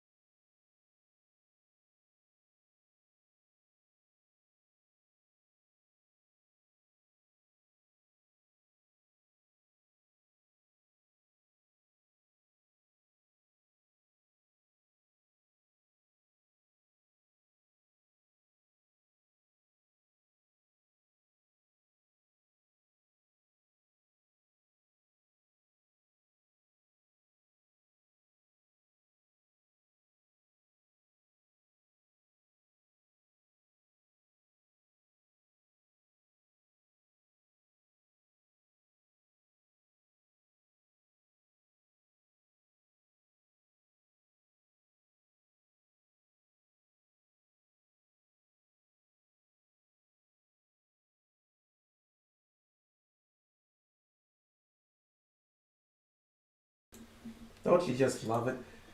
I walk into a penalty. Oh, never mind. A false start. I walk into a 3rd and 17. Okay. This is one way to start off the third quarter. How do I feel about the next 3 games? It could go either or. I can see the Ravens being 2-1. I can see the Ravens being 1-2 within the next 3 games. I think you can go either or. What's going on, Darth? Either way, a 3rd down and 12 turns into a 3rd and 17. Let's see. No, it was called false start, so it's 3rd and 17. Let's just hope the Ravens defense doesn't give up a huge play. They don't even attempt it. So they're going to run a draw play, and the Rams are going to punt the football here. Let me go check a little thing. So Ravens are going to get the ball with a chance to either tie or take the lead now. Defense does its job coming out of halftime. Finally feels like they actually make some stops. That's good. Let's take a look at some things. Bucs still up 12-10. Falcons have the ball here. We'll see what happens. The Bears were able to tie the game with a field goal. It is a 13-13 game. The Colts, once again, they're getting beat down. They haven't done anything offensively. Meanwhile, the Bengals continue to put the smackdown on this team. They're up 21-14 with the ball in Colts territory. So, not even in Colts territory, they're at the red zone, very nearly close to the goal line. They could potentially be up 28-14 soon. The Jaguars and the Browns, they're at halftime right now. Browns up 14-7. We'll see what happens coming out of halftime. David Njoku has 2 receiving touchdowns, so obviously Flacco has not let go of that habit of only, targeting his tight ends, which, again, it worked for him. He got a Super Bowl out of it. Saints up 14-3. Panthers at the goal line here. It's 3rd down and goal for them. They're trying to get some points out of this, trying to get a touchdown to at least make it 14-10. We'll see what happens. The Jets all of a sudden are up 14-0 against the Texans. What happened during the time I went for the halftime? So let's see. Zach Wilson threw a touchdown and then another touchdown was scored. Let me take a look at this. So let me see. They had a 7-play drive coming out of halftime. A 7-play drive, 75 yards and a touchdown, and then they had an 8-play drive, 69 yards and a touchdown. What is going on with the Jets? Jets are really close to. They're up 14 against the Texans. This is wild. They're up 14 against the Texans. They're legitimately up 14 against the Texans. What is happening? What is actually happening? Wow. Defense came and made adjustments. The offense needs to come out better. Honestly, to be honest, the offense just needs to continue to do what they've been doing. Because, again, we are sitting back and talking about the offense having to do more. And, yes, they have to do more because every game is different. But your offense put up 17 points in the first half. In a lot of these games, if we have 17 points at the half, we're most likely leading. Either we're leading 17-3 or 17-10 or something like that. So for your offense to come out here and put up 17 points, you would assume the Ravens would have the lead. The defense giving up 20 points wasn't part of the game plan. So, yeah, we hope the Ravens could continue to add offensively and make sure they put points on the board. But you would have assumed that the Ravens' defense wouldn't have given up 20 points in the first half. 17 points is right around where we usually are, so it is what it is. Panthers could not score a touchdown. They settled for a field goal. It's 14-6. Jaguars and Browns coming out of halftime. Jacksonville does get the ball first, so they're going to have a chance to try to tie this game up coming out of the half. And the rain just continues to pour down in Baltimore. It's just going to make this game even harder to try and win. Or harder to try and score. It's not too bad, though. It's not like it's unseeable. It's more of like a misty type of rain than like a rain, like a downpour type of rain. So it's not downpour, it's more so misty, but still.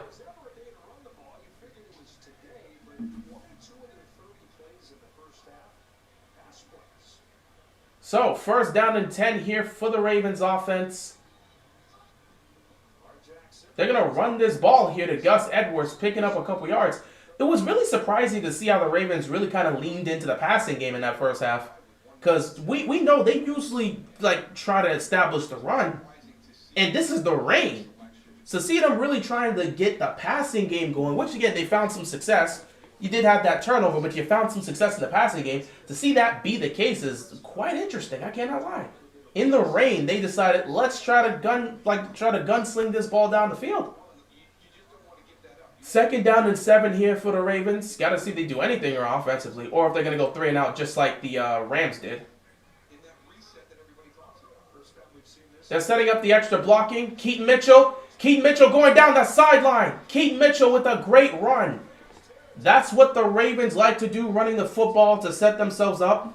That was a great set right there. You have Gus Edwards there. You use him as a blocker to give Keaton Mitchell some space to take off. This is a good play here. You set it up. Gus Edwards is the extra blocker. If he doesn't make that block, Keaton Mitchell doesn't have a lane to be able to take off and get themselves some good yardage picked up. And Patrick Ricard just blocking the dude all the way off the field. First down and 10 here for the Ravens. They are in Rams territory.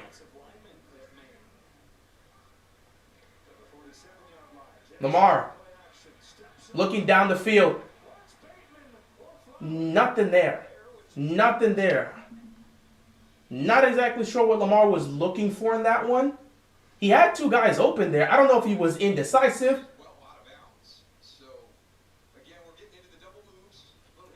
Okay, you can't have 2 receivers in the same place. You cannot have 2 receivers in the same place. Both of them are streaking down the sideline in the same area. That's going to cause a collision.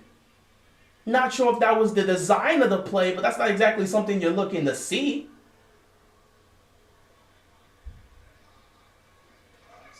Second down here. Nothing's there, so Lamar's going to use his legs, take off, and pick up the first down. Other than the Ravens, what team for the AFC you think can make it to the Super Bowl? I mean, the Chiefs, in my opinion, are still the favorites until anybody beats them in the playoffs. So the Chiefs are definitely number 1. No matter what, I don't care what the Ravens look like. I don't care what the Dolphins look like. I don't care what the Jaguars look like. And I don't care about the struggles with Kansas City. Kansas City's still going to be considered number 1 until further notice. Until I see them get beat, I'm not counting out Patrick Mahomes in the postseason. So easily I'm putting the Chiefs there. Then you could look at the Ravens and the Dolphins, and I think from there you look at a team like Jacksonville and go from there. But again, I am personally not going to count out Gus Edwards keeping his feet, getting some good yardage here. Second out coming up for the Ravens. Me personally, I'm not counting out the Chiefs. I don't care about what struggles they're having. I will put Kansas City straight up, and then from there we would go with Baltimore and Miami, and then from there we can go with Jacksonville. We got a Rams player down right now. Hopefully he's okay. Mahomes lucky he hasn't played a road playoff game. I mean, it's not luck when you're consistently getting the number 1 seed. It is the case. I guess if there's only 1 year you want to say he got lucky, it would be 2019. Because in 2019 he got lucky, I guess, because he didn't get the number 1 seed there. We did, and we choked. And then 2021 he got lucky there again because he didn't get the number 1 seed. The Titans did, but everyone knew the Titans were fraudulent and weren't going to win. So I guess we could throw that there.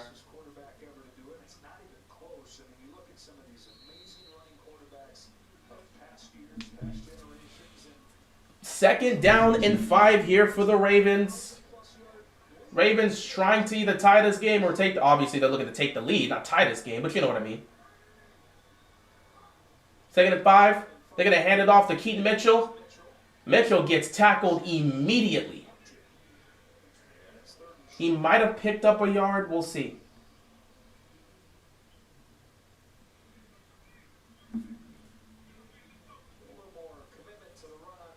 Oh, no, he picked up 3 yards. So third down and 2 here.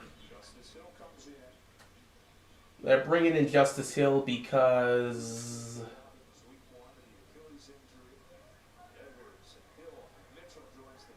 Not sure. Is he there as a pass catcher? As a blocker?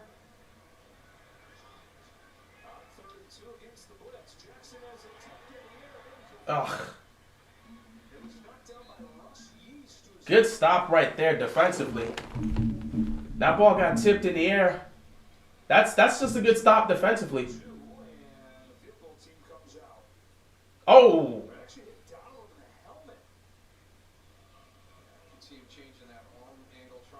Lamar trying to go with that sidearm. Got caught slacking. So now you're going to kick a field. The weather is not good out there at all. So now you got to see if Tuck can get this 47-yard field goal. Hopefully he can. In this rain, you hope he could tie the game here. It is a downpour in Baltimore. You're going to get one of those games. The first half scoring was crazy. I don't think you're going to get that here in the second half. Tucker kicks it. It's good. And we're tied 20 apiece. That first half of 20 points by the Rams and 17 by the Ravens, I don't think you're going to get that here in the second half. I think the second half is going to be a lot slower, a lot dirtier because the rain continues to pick up. So the Ravens tie the game at 20 apiece. And we'll just see what happens moving forward here. Speaking of some updates involving scoring, the Buccaneers score a touchdown and kick the extra point. They are now up 19-10 against the Atlanta Falcons. The Lions have the football against the Bears. It's a 13-13 game right now. The Bengals are up 28-14. 28-14. Somehow they lose Joe Burrow and they're still kicking. The Colts are going to have to figure something out here. The Panthers have the football. Saints up 14-6. Panthers got the ball. Jets with the surprise of the week. Clear surprise of the week. Jets up 14-0 against the Houston Texans with the football. I am shocked. Zach Wilson is putting up the best game he's had all season. 21-28, 233 yards passing, and a touchdown. That's the best performance we've seen so far from Zach Wilson. Arguably. Joe Flacco making the Browns look good in contenders. I wouldn't really consider them contenders because I don't know if you would trust that Browns team in the playoffs. Just because a team's playing good in a couple games does not automatically mean, oh yeah, straight up they would be a contenders. We like to really jump the gun on these things. You see somebody playing good. I guess we could consider the Cincinnati Bengals legit contenders because Jake Browning's been playing well for them. That's not how it always works. Not saying they can't go into the playoffs and make some noise. Anything can happen. We saw with Nick Foles. But I don't think we should be automatically making an assessment about making them contenders because of the play that's happening right now from a guy that just got to a team and he's playing well. You know, we saw Josh Dobbs play well for a couple games with the Vikings where he was killing it. And people were like, oh, this Vikings team's going all the way to the playoffs and even farther. And then things kind of died down there. Speaking of the Browns, they scored another touchdown.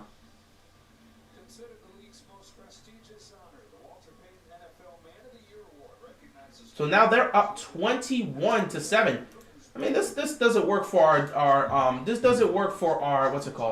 chances for the division because that means Cleveland's gonna be right behind us. But this helps out with our chances for the 1 seed if we can get ourselves cleaned up here, get it together in this game, and find a way to finish it off against a tough Rams team that is, of course, fighting for their playoff lives. Apparently, none of the teams in the AFC are great at stopping the run. Not necessarily. Yeah, C.J. Stroud's got 28 pass yards. The Jets' defense has shown up today. If only they could play like that every week, they'd be probably still under 500 because that offense is putrid. And they don't really have a quarterback. But, man, it would be quite a sight to see if that defense was just playing like that every week.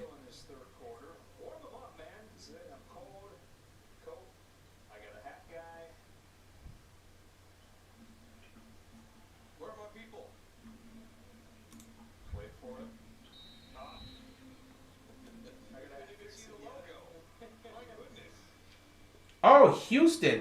What happened here? The Jets had the ball. What happened? Hold on, let me see. Let me see this. Hold on for a second.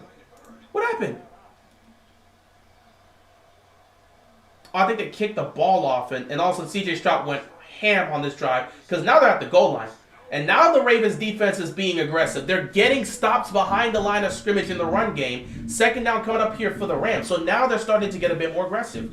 It's second and goal at the Jets' 8-yard line. The Texans got the ball down 14 and then just went. They just went. They marched down the field. Second down and 12 here. Stafford taking the snap. He's looking. Nothing's there. Stafford's going to get sacked. And that's Jones. That's Jones right there. Forcing the third down. Now the Ravens defense is starting to look like the Ravens defense. Third down and 15 here. They're finally starting to get to Stafford behind. They're getting to him behind the line of scrimmage here. They're making stops. They're getting to Stafford and making stops here. Now the Ravens defense is starting to look like the Ravens defense. Also, with the rain starting to pick up even more, it's going to get tougher and tougher to get anything going in the passing game. But Stafford's still going to look. Incomplete, no flag. Oh, no, they're going to call on Humphrey. Flag on the play. It's an uncatchable ball. It's an uncatchable ball. You can't call a penalty on an uncatchable ball. It's an uncatchable ball. It's an uncatchable ball. How is that pass interference?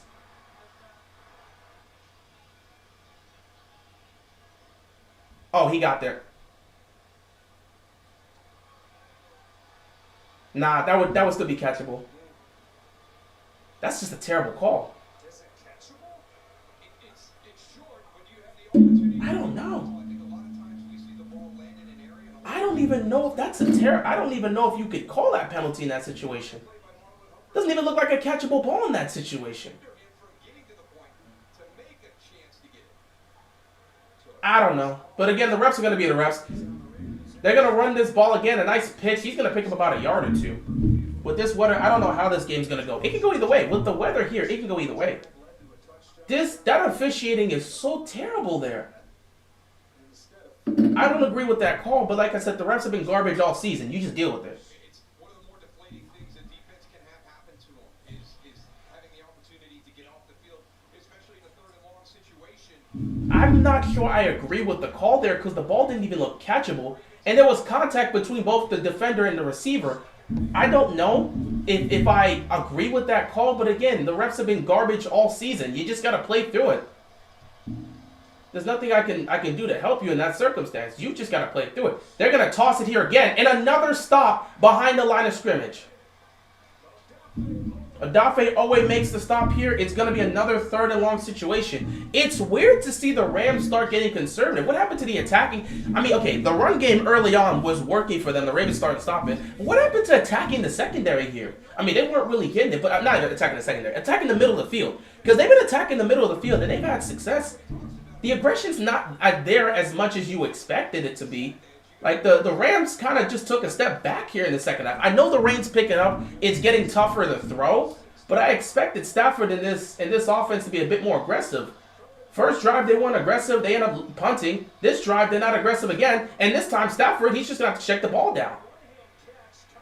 And Williams is not going to get there. He's short, so they're going to have to punt this ball. So the defense makes back-to-back stops here, and the Rams are going to have to punt the football.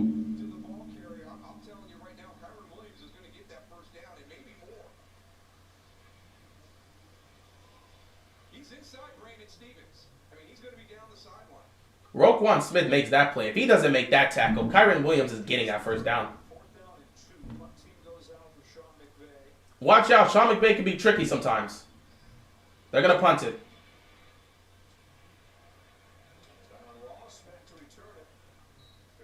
And we're going to have to start this drive on the 10-yard line.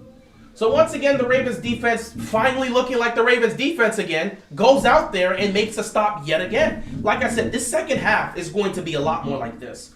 Trevor Lawrence needs to sit down. He can't play like he used to this season. Bro, this ankle injury is definitely affecting him. The ankle injury, I'm just saying, I don't think, honestly, I don't think he should have played. I don't think he should have played. I think they rushed him back a bit too early.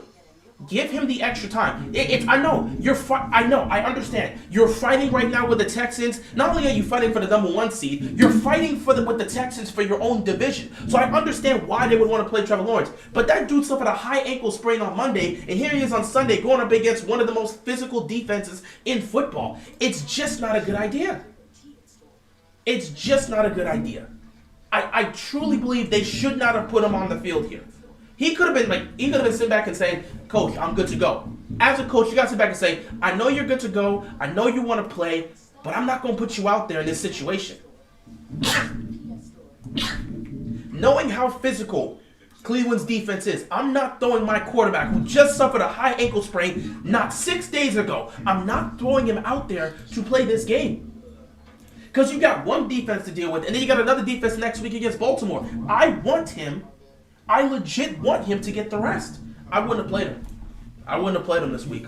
I would not have played him this week. But the Jacksonville Jaguars made their choice because Trevor Lawrence apparently was showing great progress, and they thought they could throw him out there. Lo and behold, they're down by 14, and they're not looking good, and he's thrown 2 picks. I don't know what you do with that. Texans score a touchdown. I believe they either missed the extra point or went for 2. Let me see. They missed the extra point. They got the touchdown, missed the extra point, and it's a 14-6. I'm sorry, it's a 14-6 game against the Jets.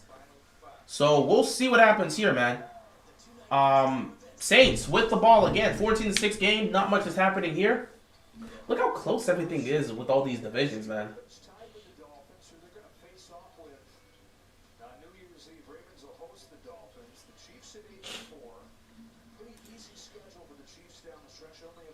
No, Trevor's been playing the entire game. They did not play the backup. Trevor's been playing today. Trevor has been playing.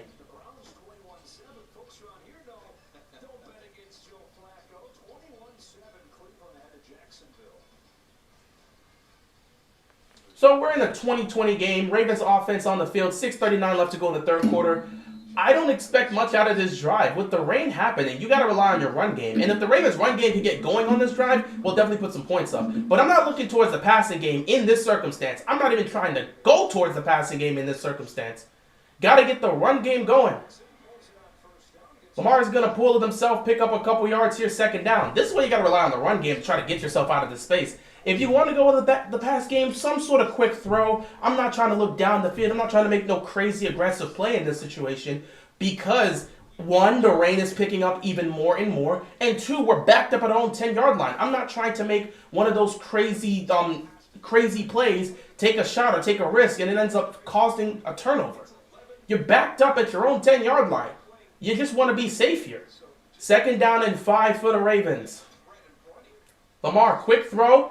And it's dropped by Likely. Ugh. That was the exact type of play you needed to see. That was the exact type of play you wanted, man. A quick toss right there. That was the exact type of play you wanted to see. A quick throw like that to try to gain a couple extra yards to set up a 3rd and short. Or maybe he picks up the first down. Now you're in a 3rd and 5 situation at your own goal line. Don't make a crazy play. Don't try to do anything aggressive. Don't be careless with the football here.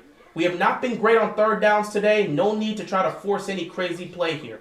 They're going to look to set. Look at this.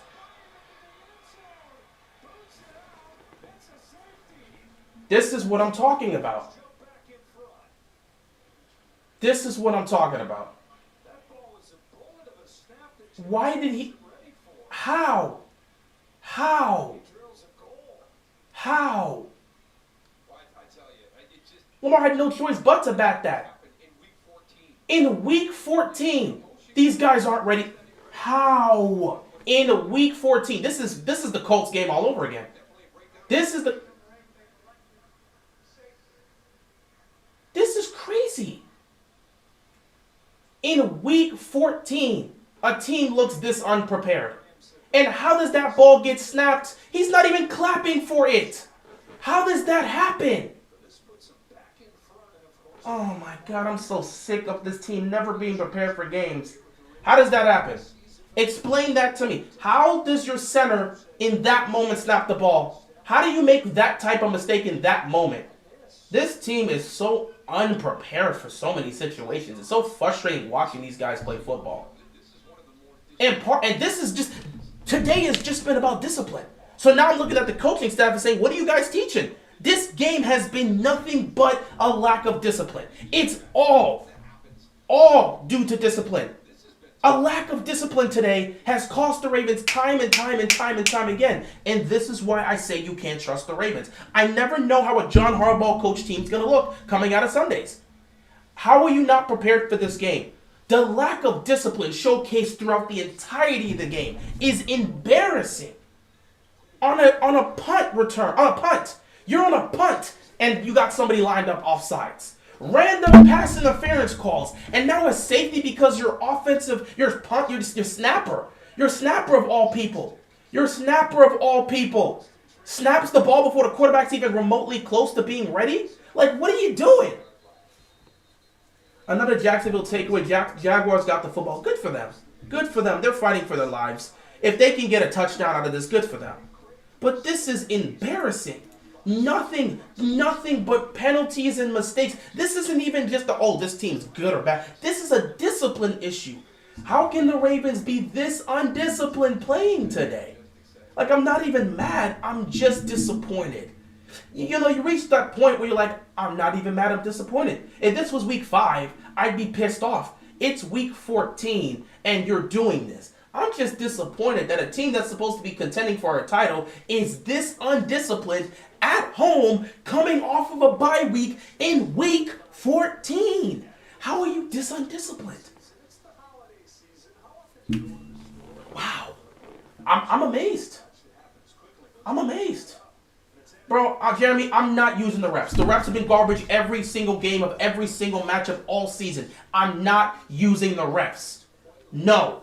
It's not the refs' fault somebody lined up offsides on a punt return. It's not the refs' fault that we just got a safety because our center snapped the ball before our quarterback even signaled he was ready. So no. Tired of people trying to use the refs for all of this. No.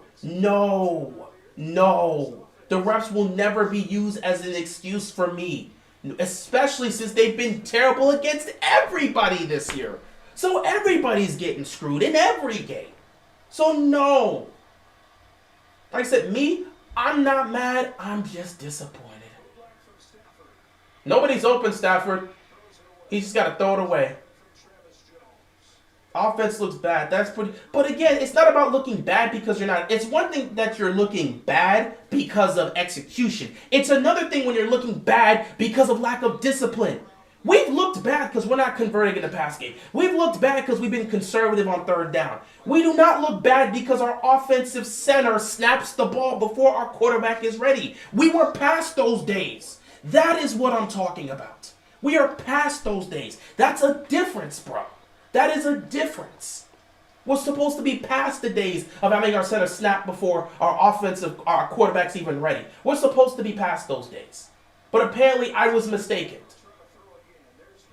Quick throw to Nakua. He's going to catch it. Third down coming up here for the Rams. Now the defense has to come out here and try to make another stop when they had already made the stop. I would have preferred a 3 and out. Instead, you gave the Rams 2 points because the center just snaps the ball before Lamar Jackson's even ready. Like, Lamar's literally looking at the defense. They're motioning Zay Flowers, and all of a sudden he looks down for a second to see the ball getting snapped towards his right side. And it wasn't even a good snap. Third down and 4. Got to see if the defense can make a stop here. Everybody's lined up. Stafford's going to have to get it out quickly. Stafford, he's just going to throw it. And Cooper Kupp breaks a tackle, and he's just going to go the distance. They got him. And now they're in good position to score. Stafford at this point has just been floating the ball to Cooper Kupp, who's been so wide open that he's had time to set his feet, put his hands together, and catch the ball. Like, look at this. Look how wide open Cooper Kupp is. This is embarrassing, bro. This is why I say, yeah, are they a contending team? Absolutely. Would I trust them? Hell no. Because they do things like this. These are the type of games you know they're going to lose. It's just a disease at this point in the AFC North to lose against teams you're favored again, and then to compete to the toughest against teams that you're trying to go up against, a top tier. I wouldn't be surprised if they don't play like this against the Niners. Like, watch them play against the Niners, they won't look like this. Yeah, that's the chemistry you talk about. Isn't that a beautiful thing? You have a quarterback and a receiver who can do that. It's like they can play with their eyes closed and know where each other are. It's an amazing thing to get to, and it's really kind of what Lamar and Mark Andrews have here in Baltimore, and that's why it's been so hard. We got a whole fourth quarter left to play, and I'm already sick of this game. I don't even care about the results right now because this is pathetic. Kyle Hamilton's on the sideline, by the way, so that's something to watch out for. At this point, you just hope you don't give him a touchdown. 2nd and 6. They're gonna run the ball. Great tackle right there by Roquan Smith. And they play like this against... Yeah, they're not going to play like this against the 49ers. I can tell you this right now. They're not playing like this against the 49ers. Because it's the AFC North, where we play down to our competition and show up for the toughest of games. 3rd down and 8. Who's going to be left open? Oh my God, they actually got them. I think they may have gotten them out of field goal range. So they might have to punt this. What a tackle by Kyle Van Noy. That might have knocked them out of field goal range. That might have actually knocked them out of field goal range. We did not see this energy from this defense. Kyle Van Noy, he's going to be tackled around the 39-yard line. Do you want to risk it in the rain? They might take a field goal here. But I think he knocks him out of field goal range. He's the one that kind of gets it going. So this defense Let me see if they're going to kick this or punt this. from their teammates. That is a huge play. It's an 8-yard loss that knocks him out of field goal. They're going to punt this. The defense makes a great. Jake Browning was sent to the locker room? Oh, boy. That just makes things worse. And the Jacksonville Jaguars delay a game on the offense, so that's just going to push them back even more. So now, wait, the Jaguars first and 10 at the Cleveland 15. What happened? That is a huge play, Joe. That's such a great Direct, hold on, what? Whoa. Let me see. reasons why he got in. One of the stats they looked at was how many times he had a negative play right on the cusp of field goal range. And it was an astronomical number. How many times he forced a team to punt instead of attempting to. It's a 21-13 game here now. I think they scored a touchdown. Evans sends it down there. Yeah, drops it inside the 10. They keep it out of the end zone. And Ethan Evans, the rookie. He had no choice there because he was right in your face. He did not want to take a risk. Sean Jelly's down there on special. Oh, sorry, you said about Jake Browning. So great, now the Ravens start at the 1. Perfect. Oh, he's on the line. He's on the line. They may review that, and all of a sudden he'll be at the 20. Shout out to Demon Reacts with the donation. How do you feel about the NBA in-season tournament? As a Lakers fan, I'm glad we finally won something in 3 years, but this whole thing feels pointless. Honestly, I think the NBA in-season tournament was a success. I liked the in-season tournament, and the reason I liked it was because the players actually invested themselves in this. That's the thing. Regular season basketball is not something people are going to pay attention to, at least not consistently at a high level the way they do with football, because football, you 17 games, 1 game a week. So not to mention football is just more entertaining or more popular for people to watch as opposed to basketball in the regular season. So when it comes to regular season basketball, you're going to still get the viewership, but not nearly as much as you get with the NFL. You look at the viewership for the NFL and the viewership for the NBA during this time, the NFL crushes the NBA because people aren't interested in watching regular season basketball when there's football on. That's the majority of people that watch television. So the only time people really focus in on the NBA is the postseason. So because of that, the regular season has kind of become an aspect that people don't care about because home court advantage doesn't matter when a 1 seed can lose to an 8 seed. Seeding doesn't matter when you can go the distance. None of that seems to matter anymore. Like hell, winning your division in the NBA doesn't mean anything anymore. It meant something back in the day. Nowadays, it doesn't mean much. You still want the home court advantage, but it doesn't mean much, and people aren't really invested. Not to mention the players. We've seen the players increase their times in load management. So a lot of times these players aren't even playing in a good chunk of the games this season. So people aren't paying attention to the product. Nobody really cares about regular season basketball. And the players aren't necessarily invested in the regular season all that much until like after the All-Star break when it's time to make a push to make the playoffs. So because of that, the NBA has to come up with something. They have to come up with something to fill that entertainment in. And the in-season tournament was a way to do that. Because there was an actual prize and they were fighting for something. And that's what I like. There was actually a prize, a whole championship thing, a medal. There was a prize. They were fighting for something. And most importantly, the players invested in that. If the players didn't invest in it, it wouldn't have been successful. They invested in it. So shout out to Adam Silver for this. I think it was a success. The fans enjoyed it. The players were invested in it. And it came down to the wire. I liked it. So that's my thoughts about the NBA in-season tournament. It's a success. First and 10. Ravens going to start at their own 20. Lamar's going to take the snap here. Lamar stepping up. Nothing's there. So Lamar's going to take off. Lamar utilizing his legs today. Moving on down the field. They got to find a way to go regain this lead. What was that NFL team that started 5-11? Because quarterbacks, most of them kept getting injured. That was our team. That was 5-11? Because the quarterbacks kept... I mean, the 2015 Ravens were an example of that because we went 5-11 that year. And we lost Flacco, then we lost our backup, and we almost lost our third string too.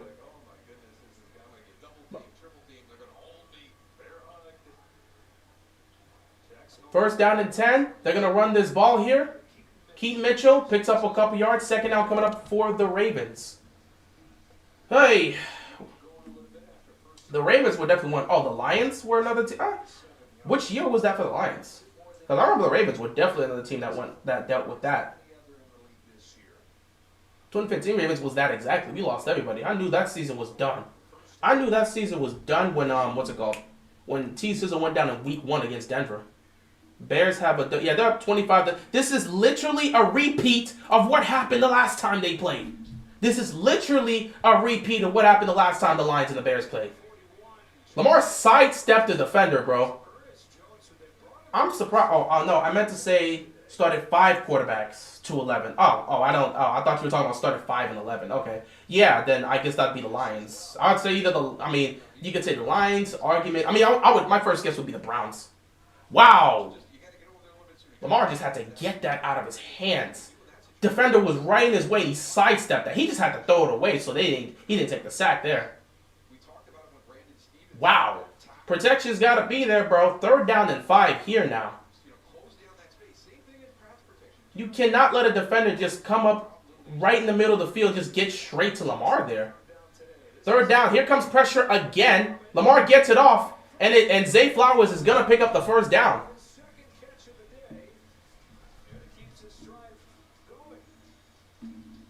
So the drive is going to stay alive, and the Ravens are going to pick up a 1st down. To me, because there is so much quickness and there's so many options. There's a lot of athleticism.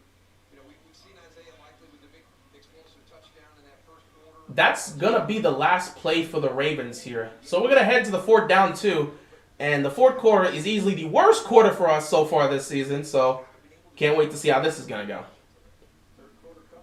3 quarters down, and the Ravens, due to their own stupidity and lack of discipline, they're down by 2. The Ravens defense has done their job. It's time for the offense to deliver something here. We'll see what happens this 4th quarter. The Colts are now, they're down 31-14. The Bengals just continue to put it on them. Lions down by 12, not surprised. This was the exact same situation that happened last time they played in Detroit. So we'll see what happens. Buccaneers up 19-17. Falcons were able to close the gap there. Browns up 21-14. Jaguars have put up 14 unanswered points in this situation. And they're in Jacksonville territory, but can they continue to keep it up? Saints up 14-6. They are in Carolina territory, so they can potentially add to their lead. And the Jets are up 24-6 against the Texans. I am shocked, man. CJ Stroud is not having a great game. That defense is locking him up. And Zach Wilson is having the best game of his career. 27-36, 301 yards passing and 2 touchdowns. They might have to make him the player of the week just because he managed to have a great game. That's the best game he's had. What am I trying to look for here? Oh, I never got my charger with me. I don't have my charger with me, so it is what it is. Anywho, about to enter a 4th quarter that's about to be annoying, tedious, and hopefully they get the job done, but I don't know. We'll see. But the way the protection is just breaking down right now, I'm very scared for Lamar Jackson because they're just letting guys get there quickly, and Lamar's having to sidestep defenders to keep this alive. Literally, on 2nd down, he sidestepped the defender and got the ball out of his hands before he got sacked. And on 3rd down, he had to sidestep yet another defender, step up, and fire that to Zay Flowers. So, is the protection going to be here or not? These are some of the things y'all got to look to address. NFL Mount Rushmore, I wouldn't have that off of my head. Again, Mount Rushmore, I think obviously if you're gonna want to have at least one quarterback there, so you would probably have to go with Tom Brady in that case. The man has 7 rings, you cannot deny that. In terms of you probably want to put a receiver there, so obviously Jerry Rice. Lawrence Taylor would probably be there, and who would be the last person you would want to put there? Potentially Deion Sanders, I guess. Because you're trying to put the best at their position. Like Deion Sanders was the greatest quarterback to ever play. Lawrence Taylor, everyone says, overall might be one of, if not the greatest defender to ever play. And then we know Jerry Rice for sure is the greatest receiver. And then Tom Brady's seen as the GOAT quarterback. So I guess you could throw those 4. But I don't have it off ahead. First down and 10. Hopefully the Ravens can do something here. Try to get this lead or something. I don't know. Lamar's going to take the snap. Trying to get some protection. He actually got some good protection this time around. Lamar's going to fire it in. And Odell is not able to make that catch.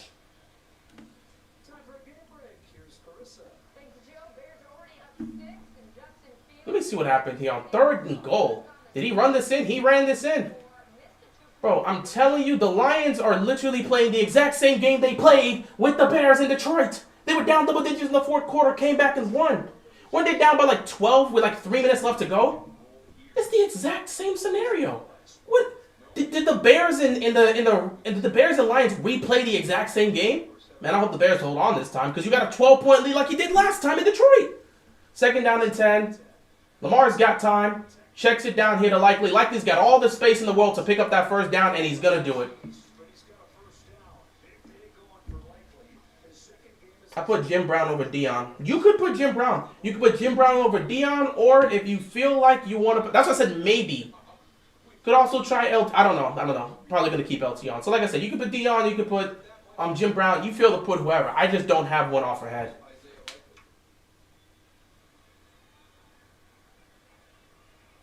Second down and 1. Oh, 2nd down and 1, sorry. 1st down and 10 here.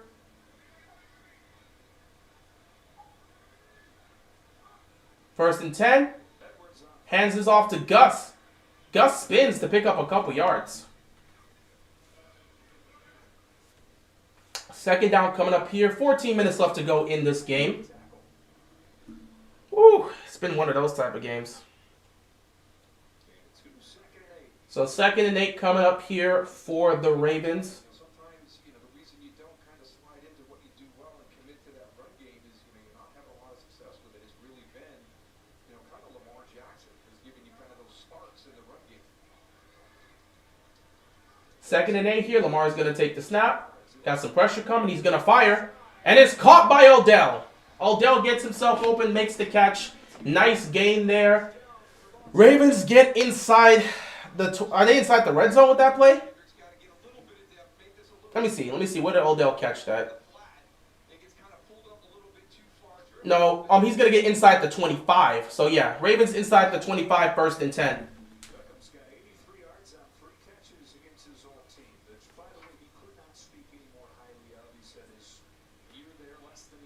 First down and 10. See, this is what you want to get from Odell. He helps you in plays like this. 1st and 10. Ravens going to run the ball here with Keaton Mitchell. Mitchell's going to keep his feet and pick up a couple yards. 2nd down coming up here for the Ravens. Obviously, the Rams defense is at least trying to hold to a field goal attempt. And the Ravens are trying to score a touchdown here. Odell's coming back in the game. Let's see if the Ravens can be able to get this in the end zone. Football's a hard game, mentally, physically, and sometimes with the negativity, with injuries and just missed opportunity, you can get into a bad space mentally. And to have somebody relight that fire for the passion of the game. 2nd down and 7 here for the Ravens. Lamar's going to take the snap. Oh, they're sending everybody. He got it to Zay Flowers, and Flowers could not make the catch. They sent everybody on a blitz. Lamar was able to get it to Zay Flowers, and Flowers could not hold on to the football. Raheem Morris was not kidding. We talked to him about, the energy from Kyron Williams when he came in was great. He goes, Ernest Jones is that exact same guy on the defensive side of the ball for us. That's a tough catch for Zay Flowers to make. I'm not going to lie. That's a tough one to ask for him to make in that situation. Because it's a tough throw by Lamar, but it's also a tough catch. It's just a tough play overall. 3rd down and 7. Rams defense looking to make a stop here. Ravens trying to keep this drive alive. Lamar's going to take the snap. Lamar's going to step up. Lamar's going to face pressure. He's going to roll. He's going to take off. Lamar Jackson sidestepping. He's going to get dragged down. Okay, they didn't touch the helmet, I guess. And C.J. Stroud is injured. Oh, my God. Ravens, don't even hesitate. Bring Tucker out here and take this lead. We are not about to do no looks. Go for it on foot. No. Nah. Actually, that was a good tackle.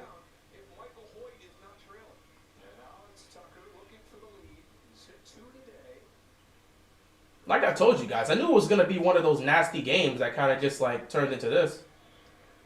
Tucker hits it. It's good. Ravens regain the lead. It's 23-22 with 11:17 left to go. Quarterbacks are made of glass this year. It's just a weird year, man. It's just a weird year. Apparently, C.J. Stroud got injured. Let me see how this went. Hopefully, his injury isn't anything severe.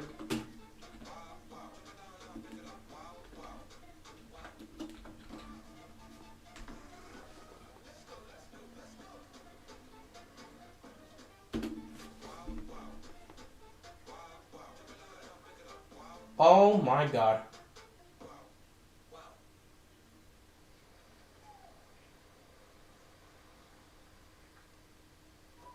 This is a nightmare. This is a complete nightmare. What happened to him? Let me see. Savor the season with a peppermint mocha flavored creamer and make 20 cups of deliciously rich coffee at home for the price of one from a coffee shop. What happened? Perfect holiday made. Oh, he's out. He's out. He's out. He's out. He's done. He's out. It's going to be a concussion. It's probably going to be a concussion. They sat back and said, C.J. Stroud, I'm looking at the replay. He hit his head on the turf. It's going to be a concussion. He's probably done for the game. It's most likely going to be a concussion. It's most likely going to be a concussion. Straight up. So, nope. Thankfully, it wasn't anybody stepping on his ankle or him twisting a leg or something like that. No. It was him hitting his head on the turf. That's probably going to be a concussion, and he's probably done for this game. Bears up 28-13. Lions with the football. We'll see what happens there. Buccaneers couldn't score a touchdown. They kicked a field goal. They're up 22-17. Let me get some water. I've been talking for long. It's going to be a long day. They're up 22-17. Colts with the football. This game's pretty much out of reach. Bengals up 31-14 with 6 minutes left to go. Browns with the football. Up 21-14. Jaguars trying to do something. Trying to make a stop here. And then Panthers not really doing much of anything. Saints up 21-6. First and goal at the Carolina 6. Yeah, Panthers at this point is just an easy win for people. Do you think the field goal is the right choice? Hell, it's raining. I'm not going for it on 4th down. The defense is starting to ball out and they're starting to make stops. Kick the field goal, take the lead, and trust in your defense. No, I'm not going for it on 4th down. You're down 2. Kick the field goal. So we've talked about John Harbaugh being so aggressive in some of the worst moments of the game. Sometimes it's better to take the points. You're down 2. Kick the field goal, take the points, get the lead, and see what your defense can do on the following drive. Well, I'm not going to go for 2 to potentially risk not getting any points there. No, kick the field goal, take the points, take the lead. Now you see if your defense can make another stop to get the ball back to your offense. That's what you look to see. So it's a 1-point game here with 11:17 left to go. We'll see.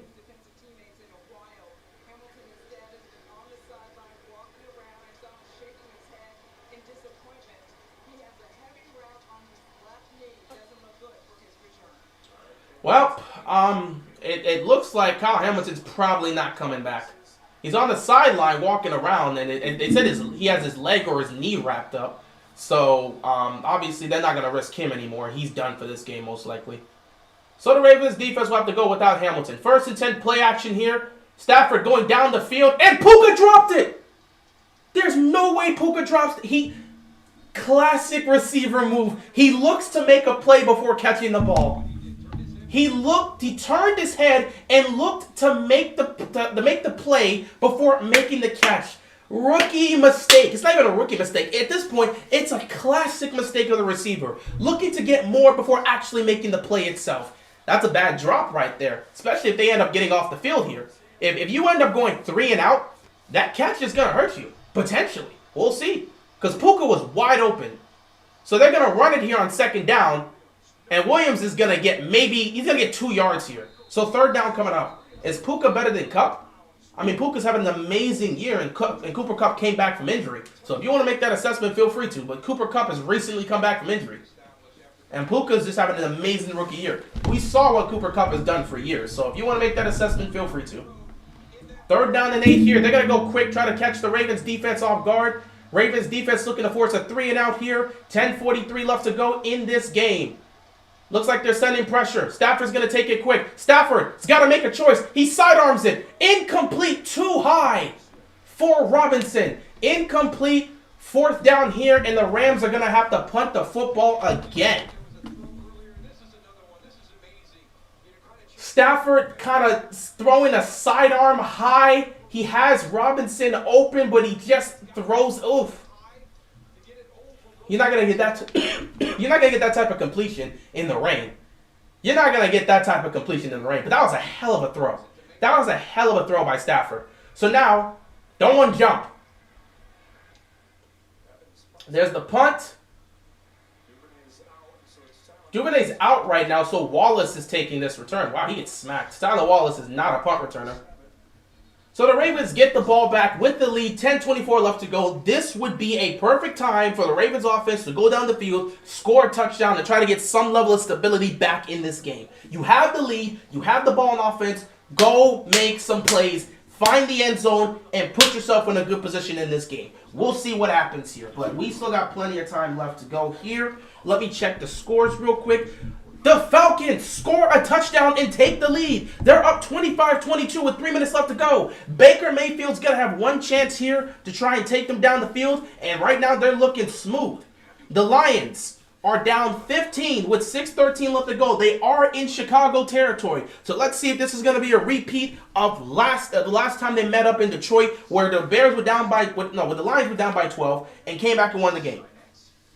Bengals have pretty much solidified this win, so this is a big win for the Bengals because it keeps their season alive.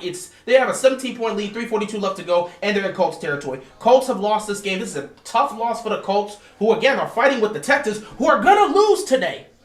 Meanwhile, the Browns are up 28-14. Bro, every team in the NFC South is about to lose today. Colts, Jaguars, Texans, and the Titans have yet to play. The Titans play on Monday Night Football, right? Dude, is every is every AFC South team about to lose? Jaguars down by 14, Texans down by 21, and the Colts are down by 17. 3 minutes left to go. Bengals have won that game. 12 minutes left to go. Jaguars still have a chance, and 4:25 left to go. And CJ Stroud out. Everybody in the AFC South just lost today. Everybody in the AFC South lost today.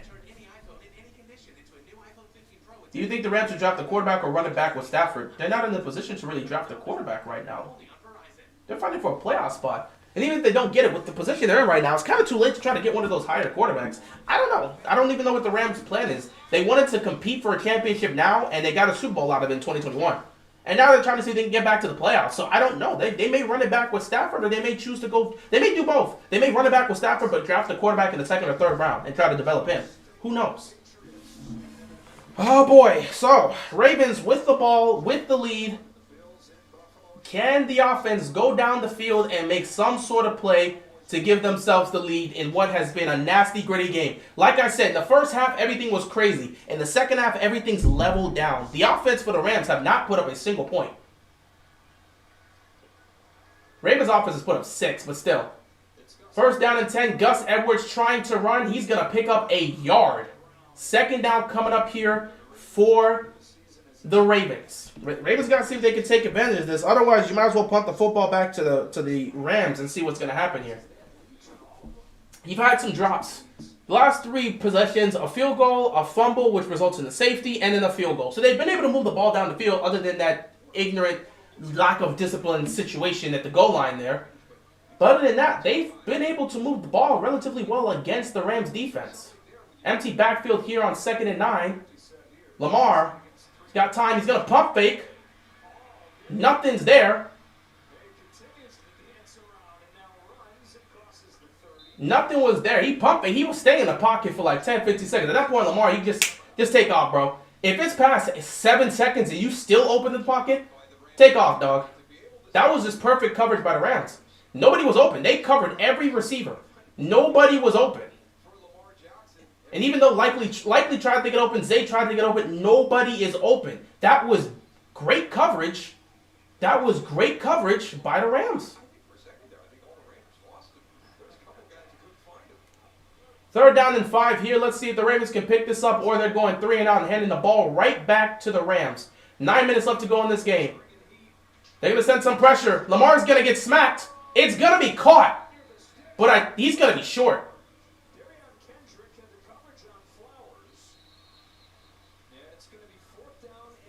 You're probably going to want to punt this here.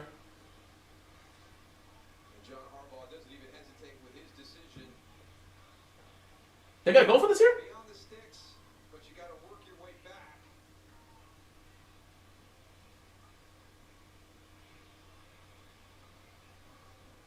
Yeah, punt the football. I was about to say. You just punt that football. Don't even try to take that risk.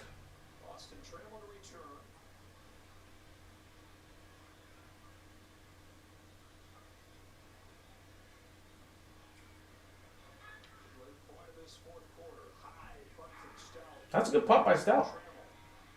Oh, he muffed it! He muffed it! But he got it back. He muffed the punt, but he got it back. He muffed the punt, but he got it back. That would have been a disaster. You can see his eyes are up to feel that, and if you've got some rain coming down, it's going to impact that. But a good job by Austin Trammell. He was able to get it back. He was able to get it back. He lost some yards, but he was able to get it back. That was a great punt, and that muff punt almost put the Rams in serious danger. So you'll take that.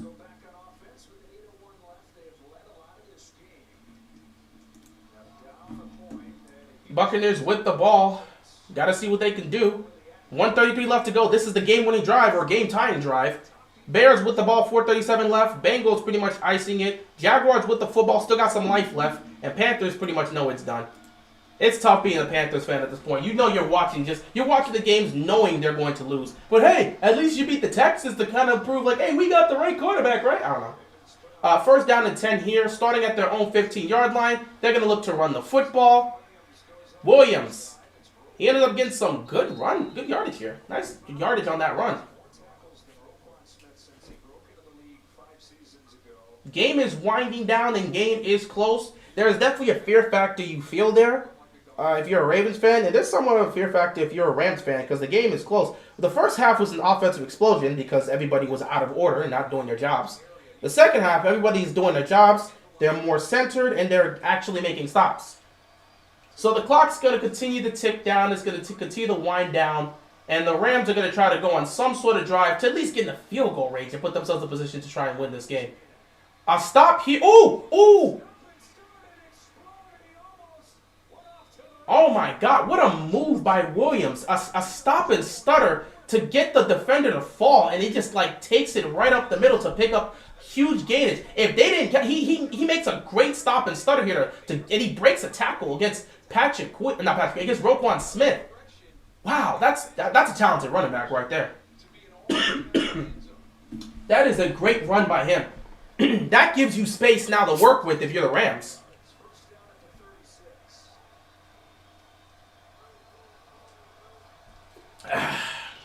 First down here for the Rams. Got to get this ball snapped quickly. Pressure's coming quickly. Stafford over the top. Great throw by Stafford. And now you're seeing the Rams are moving the ball. Now they're in Ravens territory. Wow. Great. That was a great call. They left him wide open because I think Stafford made the audible there. Allen was open. Stafford made the audible there. And there was pressure in front of him. Now all of a sudden you see they're in Ravens territory. 6 minutes left to go in this game. The nerves start to hit. Stafford. Play action. Stafford. Throwing downfield.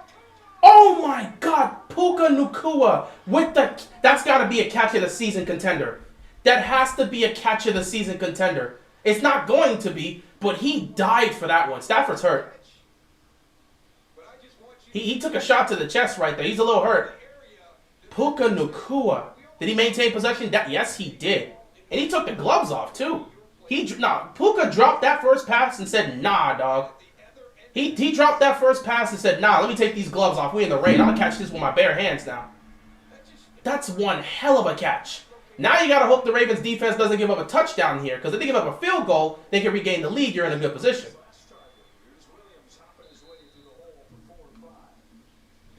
Now you're hoping the defense can make a stop. The clock is winding down. It is ticking. And if the Ravens give up a touchdown here, to be honest, I think they'll probably lose this game. If the Ravens give up a touchdown, they will most likely lose this game. If the Ravens give up a field goal, they have a chance.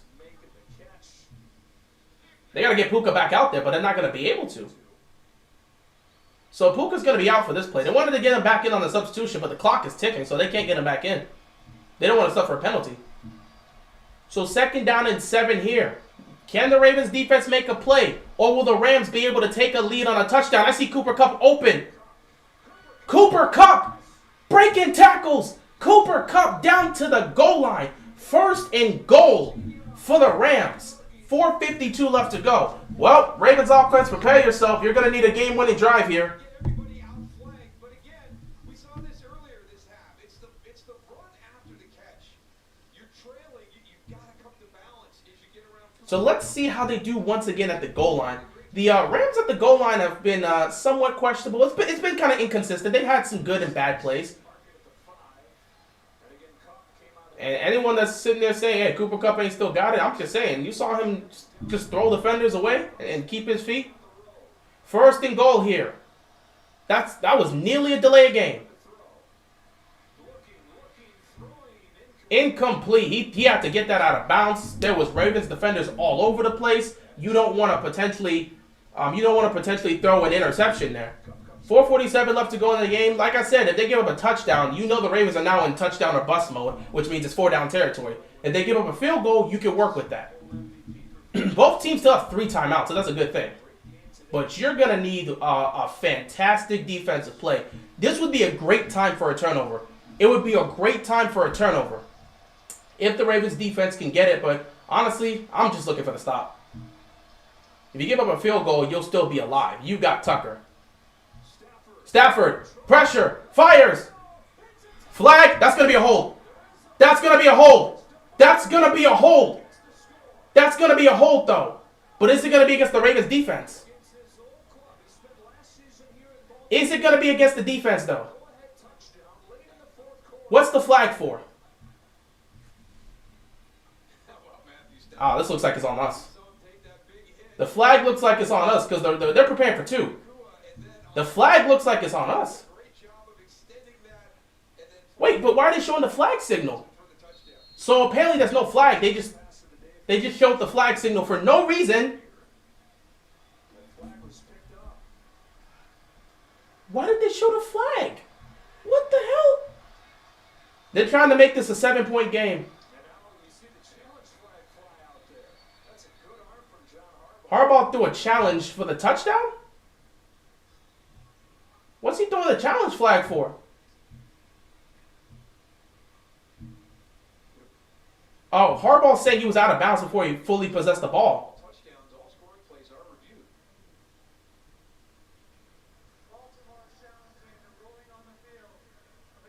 What the hell did he... I thought it was a touchdown. What is he throwing a flag for?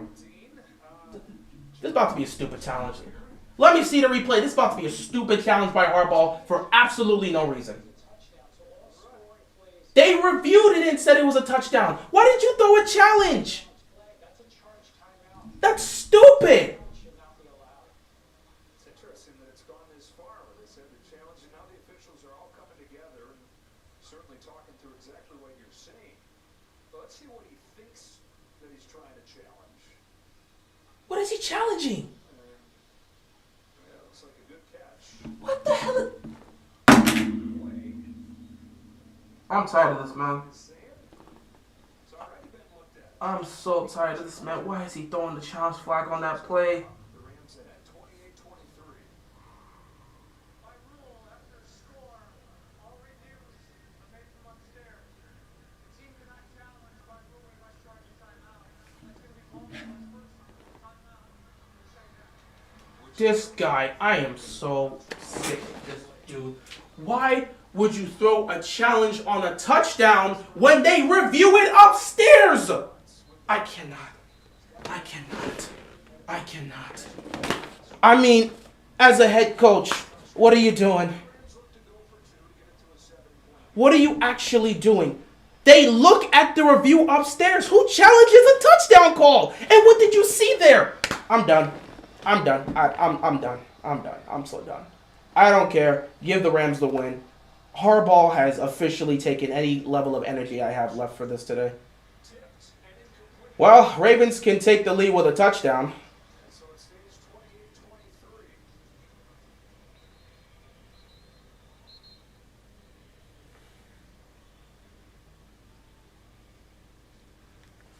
I'm trying to figure out why he threw a challenge flag.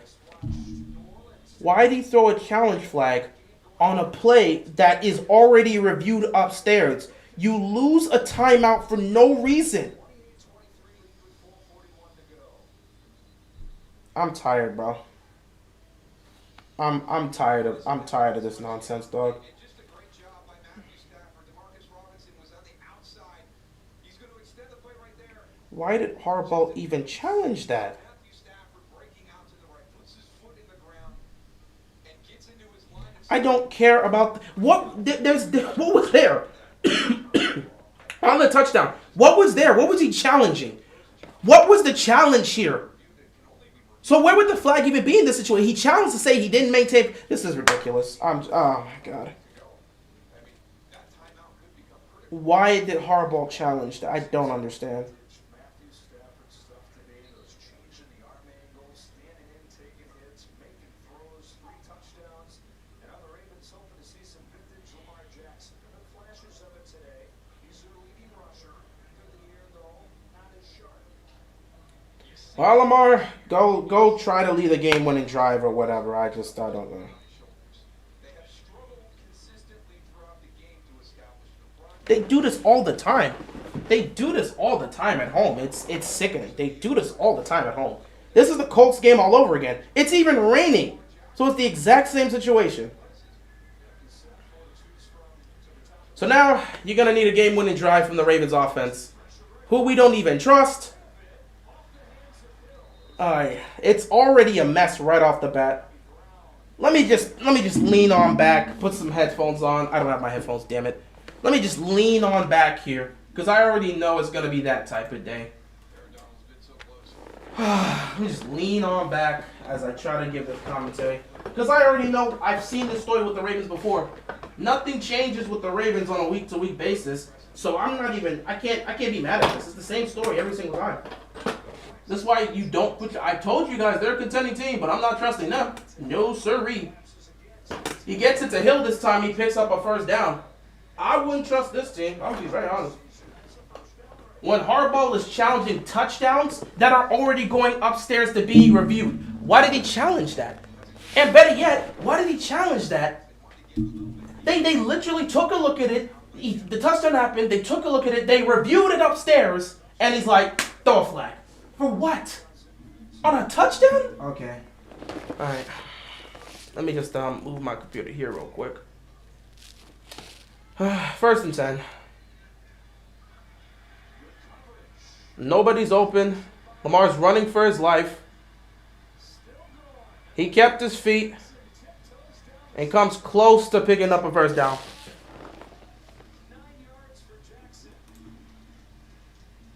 Have faith, man. I'm not doing this have faith thing every single time with the Ravens. Whether they win or lose this game, the problems still remain to be the same. It's not about having faith about this game. Whether they win or lose, the issues that are here are still the same. You got your head coach challenging a touchdown that they already reviewed upstairs. Like, what is he doing? I'm not doing this whole prayer thing. The game is the game. Win or lose, the game is the game. But, bro, when you're making mistakes like that, when you're making mistakes like what type of coach and what did they see upstairs that made them think that needed to be challenged? He caught the ball, he maintained control, he went down and didn't lose the ball. Why waste the time out there? Why? At the same time, you got your center, which again wasn't a problem all season. All of a sudden, out of nowhere, Flowers got back to his feet and picked up a first down. Out of nowhere, dog. Out of nowhere. Ball gets snapped. It just gets snapped and goes out of bounds, and you get a safety. Penalties that you normally don't see from the Ravens, you've been seeing it all day. I mean, just Just wow. Oh, vey. 1st and 10. Lamar has all the time in the world. Do not take a shot down the field. There's no need to do so. Just going to throw it out of bounds here, not take a risk because he wasn't going to get anything there. 2nd and 10, 3:20 left to go. This game is giving me a headache. I said this before time and time again. Harbaugh is the Doc Rivers of coaching. I've been saying that for years too, bro. Ain't nothing changed.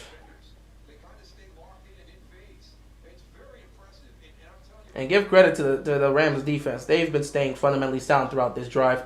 You literally, Lamar's just been taking the underneath, bro. Lamar's just been taking the underneath. So you take what you can get here, bro.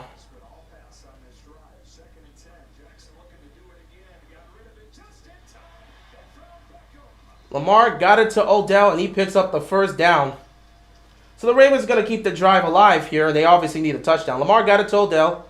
Odell went down for this one. Maintained possession and caught the ball. It's the same thing with this team every week. 1st down. Lamar. He was going for Odell, incomplete. There was no shot with that one. I don't even know what the plan was on that one. 2nd and 10, 2:50 left to go in this game.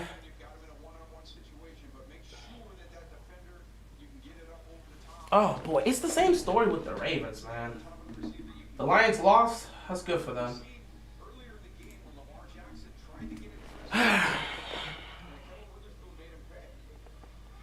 didn't even feel like this until I saw Harbaugh challenge that play for absolutely no reason. I'm lost for words. I'm just stunned. I'm absolutely stunned. I don't know what to say. 2nd down and 10 here. Lamar steps up, fires, gets it to Nelson Aguilar, and Aguilar is going to go out of bounds here. 3rd down coming up. So obviously it's 4 down territory for the Ravens. We know that.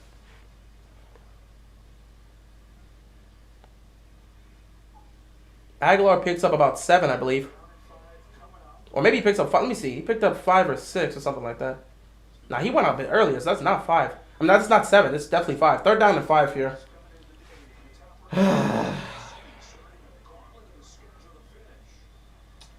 3rd down and 5.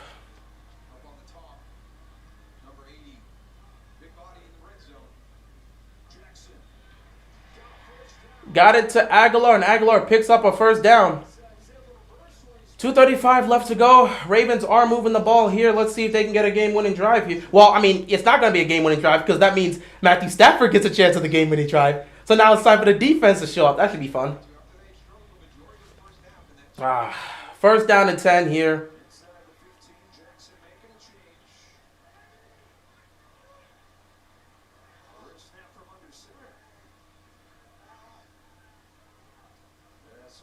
They're going to run this to the 2-minute warning.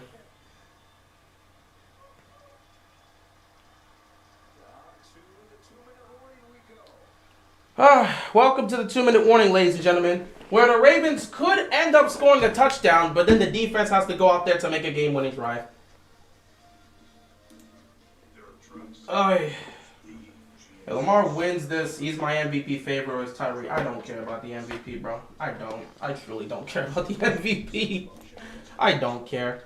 Let's see. Bucks take down the Falcons. They get the game-winning drive. Let's go, Baker Mayfield. They were able to get the game-winning drive from Baker. He got it done. Bucks win. They're 6-7 now. The Bengals take down the Colts. They're 7-6. Saints take down the Panthers. They're 6-7. So obviously the Bucks got some work to do there too. And Texans, they get. Jets destroy the Texans. They're 5-8 now. Texans dropped to 7-6. And the Falcons. Where are the Falcons? Oh no, they lost the puck. Ooh. Jaguars. It's a 7-point game. 6:12 left to go in that game. Browns have the ball. Looks like they're going to punt the ball back to Jacksonville. Jacksonville still has a chance to tie this game up. We'll see what happens. Meanwhile, the other 4 o'clock games are getting started. Bucks are 6-7. Falcons are 6-7. Saints are 6-7. The battle for the NFC South is garbage. What's going on, Rad H1? The score right now is 28-23. Baltimore is at the Rams' 14-yard line with a 2-minute warning. Baltimore's trying to get in the end zone to score a touchdown to regain the lead, and they'll probably try to go for 2 to make it a 3-point game. So Baltimore right now is trying to score a touchdown. A mistake here could cost them. It's 4-down territory, obviously, but it's a 2-minute warning. So Ravens got to find themselves in the end zone here to regain the lead, and then they got to go put their defense out there and trust that their defense can make the stop to win the game. Oh, boy. So much you got to ride into this, man.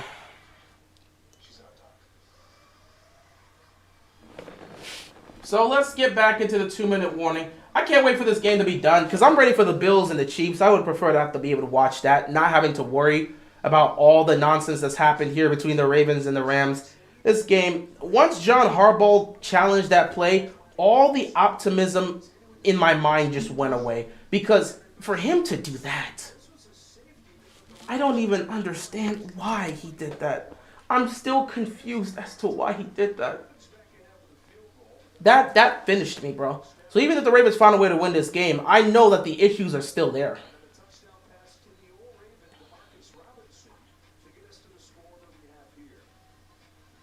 So Ravens 1st and 10 at the Rams 14. 2 minutes left to go. Don't want to force the ball. Make some smart plays here.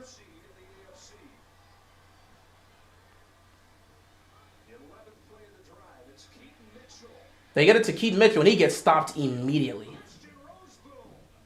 That's probably not the play you're looking to run there. On 1st down, they did a jet sweep. How many times we got to say this? If you're going to do a jet sweep, do a jet sweep with Zay Flowers. That's a fantastic tackle there. It's 4-down territory, and you already know how this is going to work. Timeout called by the Rams. They want to give their defense a bit of a break. That low-key, that benefits their defense, but that also benefits our offense in terms of getting something going.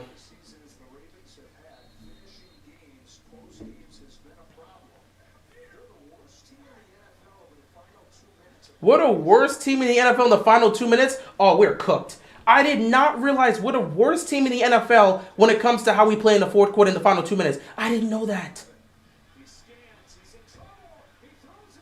I didn't know that.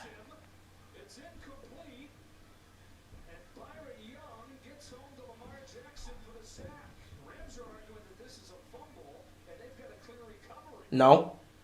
That's a forward pass.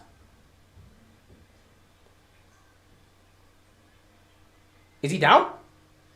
He's not down. That's a forward pass, and I don't think he's down. But he wasn't. But he wasn't. Man, actually, no. Maybe, I don't know. It's very close. So I'm not sure. It don't matter there. It was close, but I'm not sure. I don't think he's down by contact. I don't think he's down by contact there, but it doesn't matter. Either way, you're in a 3rd and long situation. Let's just end this. The Ravens are the worst team in the NFL when it comes to how they execute in the final 2 minutes. They're probably not getting this done.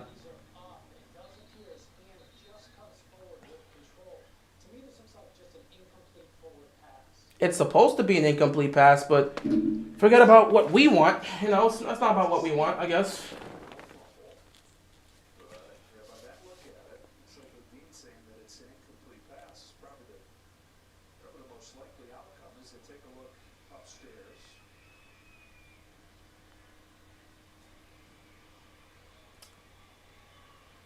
I'm ready for Chiefs Bills.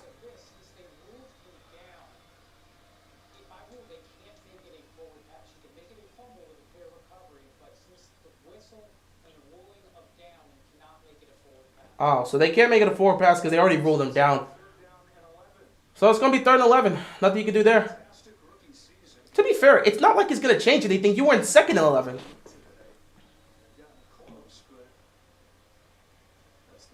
Ah, boy.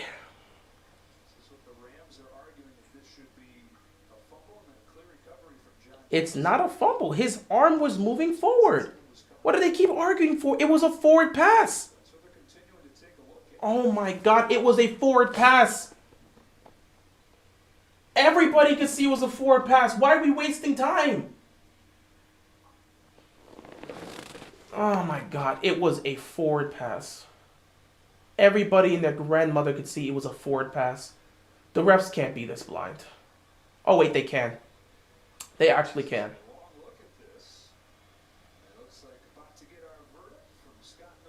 It's not a fumble. It was a forward pass. Fans getting restless. Already some tense moments here where the Ravens are down 5. It's a four. Fans got to consider, do I keep doing what I've been doing, calling timeouts, trying to preserve time in case the Ravens do score? The ball is placed at the 21-yard line. Third down. Clock will wind on my whistle. All right. So, again, the final call is that it is a sack. Final answer. So 3rd and 11 turns into 3rd and 17. 3 for 10 on 3rd downs. I'm sure we're going to get this one. Lamar, if it ain't there, take off, bro. Touchdown, Zay Flowers! Holy crap!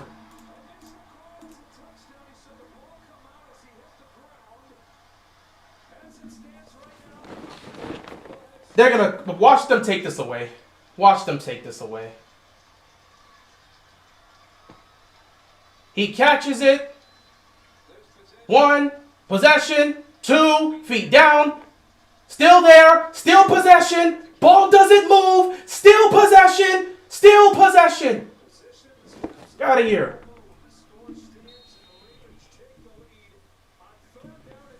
All right, now they got to go for 2.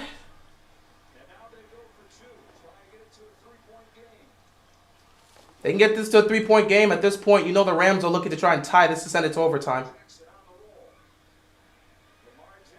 Got it! Zay got it. And it's a 3-point game. Now you got to see if your defense can make a stop. Now you got to see if your defense can make a stop. So now, let's see if this Ravens defense can make a stop. Lamar Jackson takes us down the field with a game-winning drive to take the lead. And now I got to see if this defense can make a stop. For the love of Christ, make a stop. For the love of Christ, make a stop. I swear to you. Make a stop. For the love of God, make a stop. Oh, I'm not playing right now. Y'all been making stops all day. If y'all give up a game-winning field goal, I kid you. If you give up a field goal, we got to go to overtime. We got some serious issues, bro.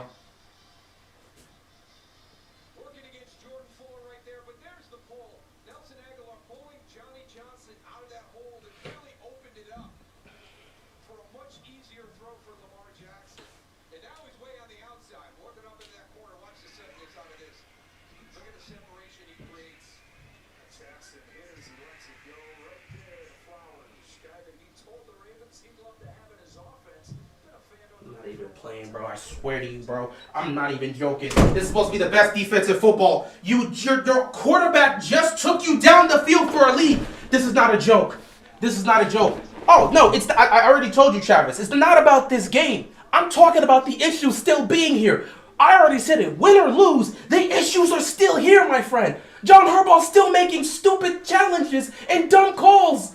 Nothing's changed with that. It's just you have Lamar Jackson that can make plays. So my faith was nothing about this game. I already said, win or lose this game, my mindset does not change about this team. Because John Harbaugh challenging touchdown passes after they already reviewed it is what scares me with this team. Out of nowhere, out of legit nowhere, you have a freaking, of all times, a safety that happens on a snap from Lindenbaum, who's never done that in his career. Like, just things like that. Idiotic penalties. Ain't nothing changed. Bro, this lived up to the 1 p.m. games, bro. And now Stafford. Incomplete. 2nd down here. Gotta hope the defense can do something here. 1:12 left to go. They need to get into field goal range. They got 2 timeouts. Matthew Stafford has 47 game-winning drives in the 4th quarter. That man had to carry a lot in L.A. Not in L.A., in Detroit. That man had to carry a lot in Detroit. He had to carry a lot in Detroit. 2nd down and 10 here. Stafford fires. Oh my God, Marlon Humphrey. Humphrey's hurt. Is Humphrey hurt? Or did he just... Nope, he just fell.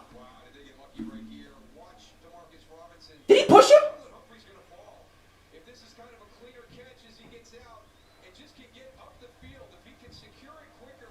First down and 10, 1:06 left to go.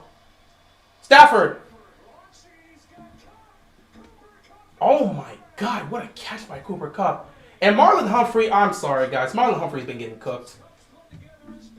Marlon Humphrey's been getting cooked. I'm sorry guys, there's nothing I can say. Marlon Humphrey's getting cooked. He might be done. He's fumbling over himself. Marlon Humphrey might be cooked, dog. There's no way. Marlon Humphrey might be cooked. There's no way he gives up 2 big plays like that on back-to-back passes. Nah.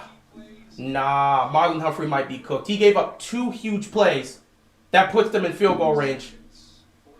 Marlon Humphrey's cooked, dog. I can't help you, bro. Marlon Humphrey is cooked. So now, I told you, bro. I told you. It'd be such a Ravens thing. Lamar Jackson gets you the lead, and then all of a sudden, the defense decides to give up big plays because Marlon Humphrey wants to fumble over his own feet and letting dudes just get right past him. That man is supposed to be a Pro Bowl corner, and he's gotten cooked. And the losses we've had, he's been a huge part of that. Now you're going to have to hope for overtime, ladies and gentlemen. You either hope the defense makes a play, or you get overtime. Defense got to make a play, or you get overtime. Because if a touchdown happens here, with the time we have left, we're cooked.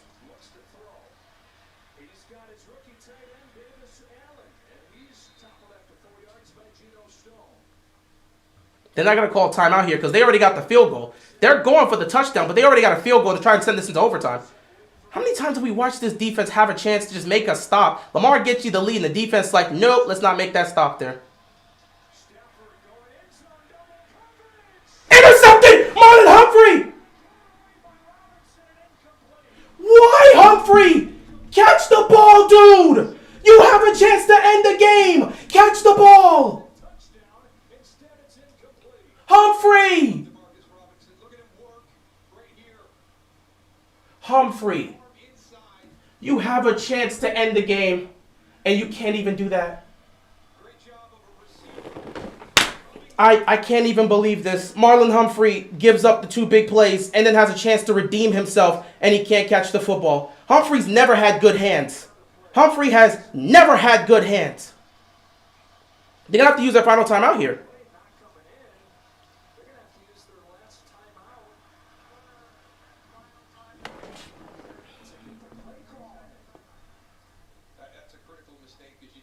Now we're going to go into overtime. They might kick the field goal here. But now we got to go into overtime because Humphrey doesn't have hands.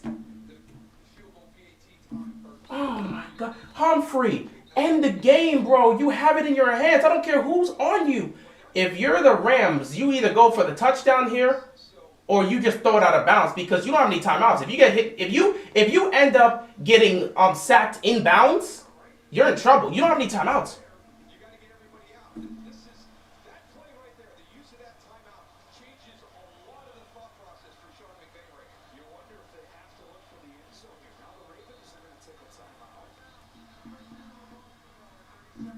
Humphrey not having hands will continue to hurt this man. He had a chance to finish the game off and we could have all gone home. Ravens advanced to 10-3. Instead, we're on the verge of potentially giving up a game-winning touchdown, knowing how this defense is. Probably going to target Humphrey again like they did that time. Or we're going into overtime with a kick. And nobody wants to go to overtime. Nobody's asking for overtime. The Chiefs and Bills game starting, man. I wanted to see that. I wanted to see the Chiefs and the Bills. Instead, here I am in near overtime in Baltimore because Marlon Humphrey doesn't have hands when he could have sent this game to the gulag. 3rd and 6. They're going to target the end zone. So it's touchdown or bust here. Touchdown or interception. Not interception, Jesus. Touchdown or incompletion. That is the goal of your Matthew Stafford. Touchdown or interception.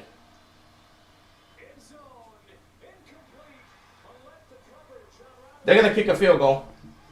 They're going to kick a field goal. That wasn't even a catchable ball. We're about to go into overtime. This is crazy.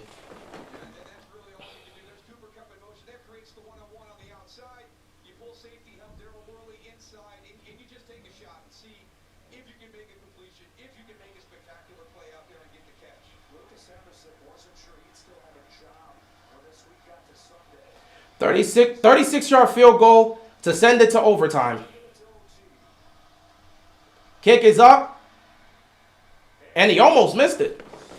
He got it, but he almost missed it. I am streaming the Dallas and Eagles game. Do not worry. I usually stream Sunday Night Football games when it's great. I gotta go to overtime with this team. I swear to God, man. Really? Marlon Humphrey not having hands has us in this situation. Damn it, Humphrey. Catch the ball, dude. Well, hopefully we win the toss, because if we don't, this defense is going right back out there to try again. Second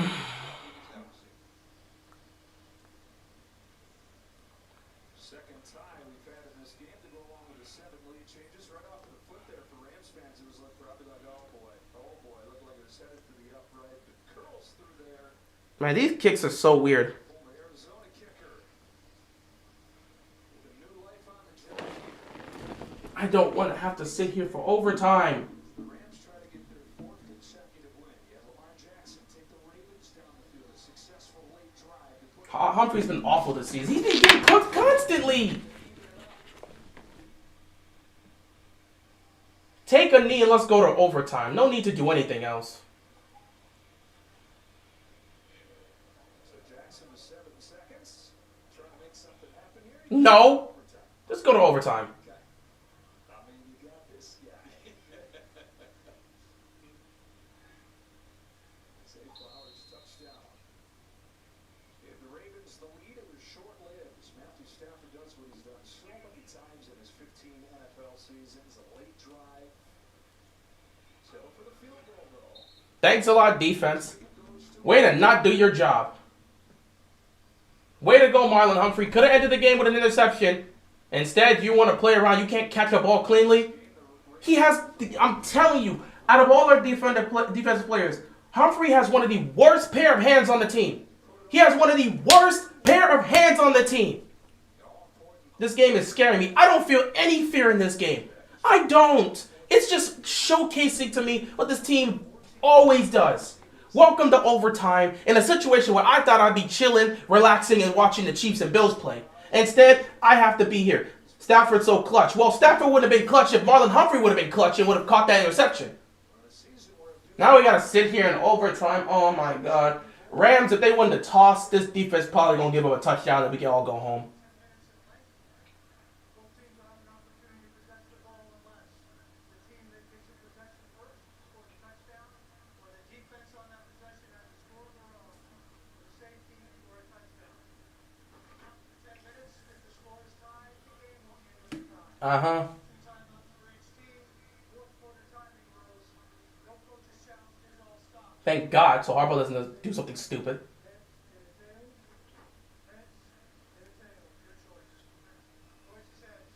Watch it be tails. Ravens, get the ball first.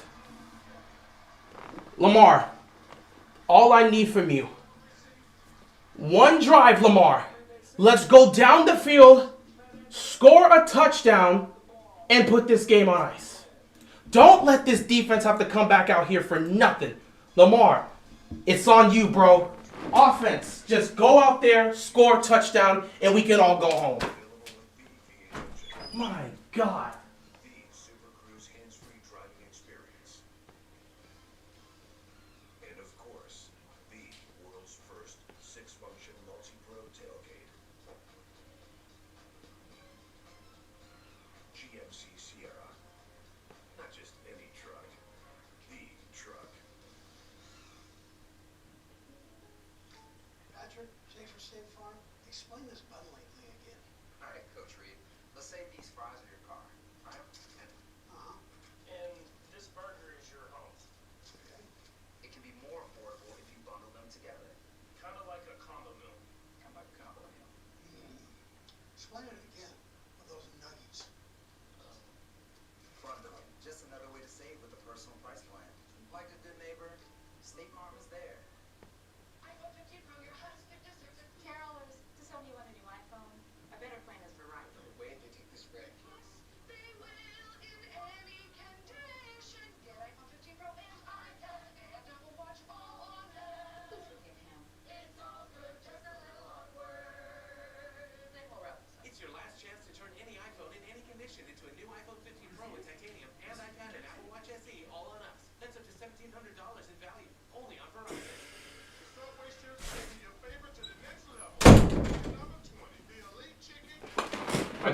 game to end. Patrick Mahomes already threw a pick? That's crazy. What's wrong with the Chiefs this year? What's wrong with Mahomes this year? Listen, Lamar, you see your defense is not making any stops today. You see Marlon Humphrey getting cooked left and right. All I'm asking, Lamar, it's not going to be easy against that Rams defense. But let's go down the field. Let's go down the field, score a touchdown, put this game on ice, and go home. It was a tip pass? Huh.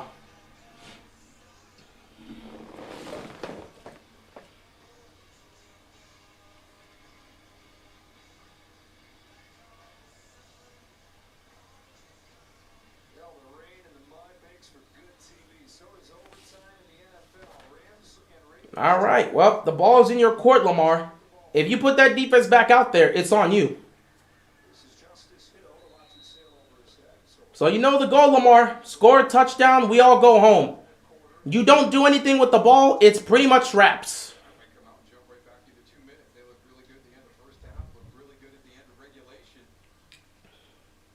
Let's put together a methodical drive and go home. I'm going to just sit here and watch this game. I don't really have much to say. Jackson's over 300 yards on the day, 3 touchdowns, 1 pick. 54-19. His time as a starter in the NFL. Trying to get his Ravens to 10-3 this year. Oh, they're running this again? Yep, they're running that same play that got Keaton Mitchell open last time. Keaton Mitchell picks up a couple yards. Second down coming up here for the Ravens. Not seen a ton of Mitchell today. You know, they're putting the ball in his hands, wondering if he can break it and end the game in one burst. That'd be perfect. Second down and 6 here for the Ravens. Great that Rams defense. That was really good on that last play. The secondary support coming in to ensure that tackle. Both these teams have played one overtime game this season, actually both against the Colts. Rams won theirs. And we lost ours. That's crazy that both these teams have played an overtime game against the Colts. Jackson looks to throw. First read taken away. Extends the play. Blocks it all. Overthrown and incomplete. Odell Beckham, defended by Darion Kendrick, and it's 3rd and 6. 3rd and 6 here. Yeah, one of the things you get Aaron Donald out on the edge, trying to get him working against Morgan Moses. They're sliding everybody out that way. Kevin Zeitler. And the hardest thing is, Lamar Jackson is one of the quarterbacks that he has not sacked during his amazing career. 3rd down and 6 here. Better hope they pick up a 1st down to keep this drive alive. Otherwise, the defense gets to come out here. And I'm telling you, the defense ain't stopping a damn thing. The defense is not stopping anything here. 3rd and 6. We're cooked. We're done. We're done. We're done. We're done. We're done. This defense isn't stopping a nosebleed tonight. We're done. We're done. Season has gone on. Well, they've given up 31 today, but how about this stand right here in open OT? That was fantastic. It made it look easy. Just one play, and then 2 really good defensive stands on those passes. Here's a punt to Trammell, who dropped one earlier. He drops one again, calmly picks it up, and kicks drill. Shy of the 25-yard line by Trenton Simpson. Well, if you happen to just tune into this game, it's been a fun back-and-forth affair. Matthew Stafford found DeMarcus Robinson for the go-ahead touchdown late in the 4th quarter. Not late enough, though, because Lamar Jackson and the Ravens had time to take the lead, get the 2-point conversion. And so, after this breakup from Humphrey, the field goal from Haverset didn't win the game, thanks to the 2-point conversion. It got it into OT. And now the Rams can win with a score.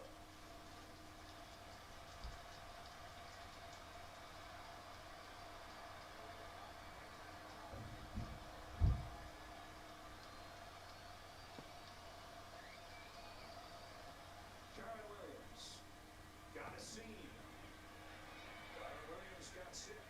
Been another good day. The second-year running back. Over 110 yards against his Ravens defense. It's just amazing what a difference he's made since he's got healthy, got back into that lineup. Just giving him that run game, that explosive component in talked about it earlier, but really his emergence has elevated this whole offense, this whole team.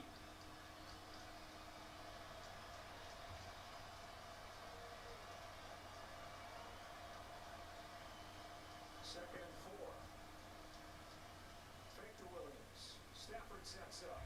Throws for Williams, incomplete, and that is a scary throw as it goes by Williams and a couple Ravens defenders waiting.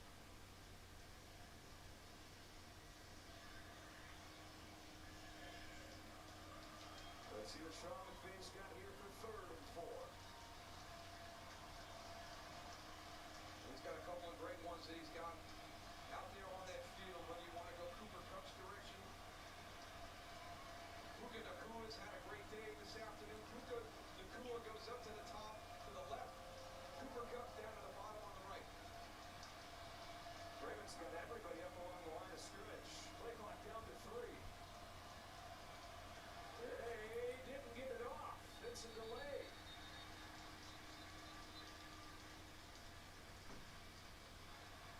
On the offense side. Couple operational errors late here. The timeout that they had to use to get the play call, and now a delay takes third and 4 to third and 9. Yeah, I don't understand, the situation where they had to use a timeout at the end of regulation, and that took away the middle of the field goal with 16 seconds left. And I'm really not sure what they're doing on that play right there. I mean, you just made your third down much, much more difficult.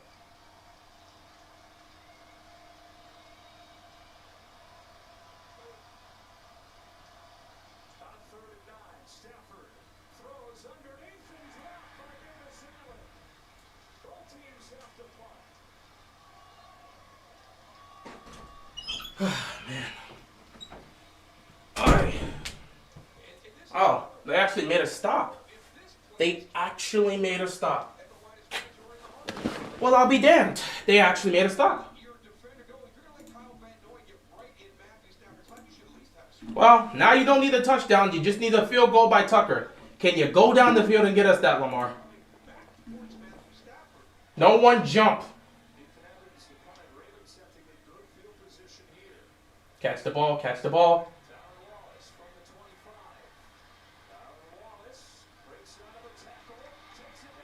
Wallace, go!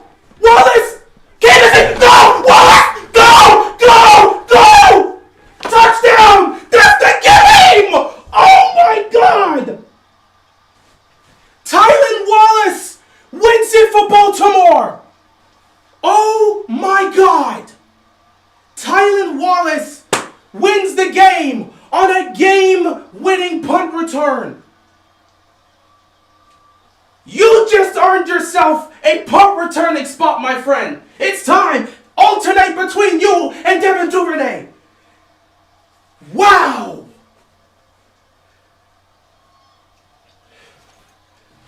Wow. How did he keep his feet? How did he keep it? I saw him. I was like, he's got a lane. He breaks a tackle, keeps his feet, and just goes the distance. He kept breaking tackles. He kept his feet, and he took it to the house.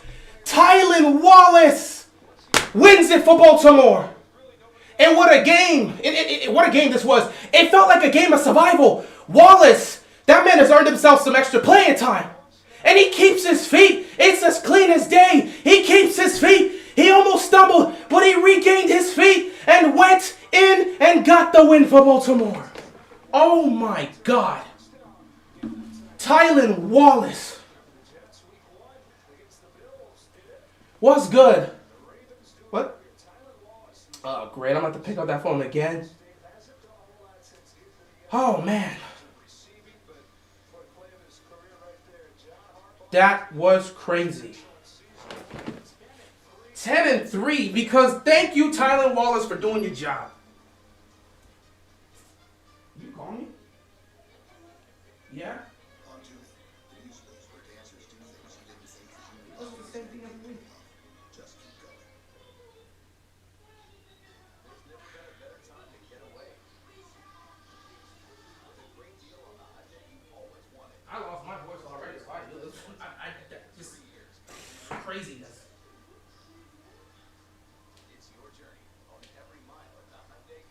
If Humphrey had his hands, we wouldn't have been in overtime.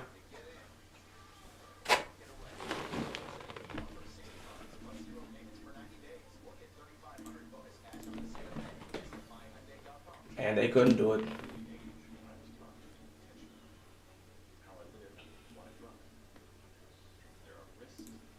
Hey, man, at this point, it was a game to survive, bro. It was a game to survive, and we found a way to survive. Today, my drive is different.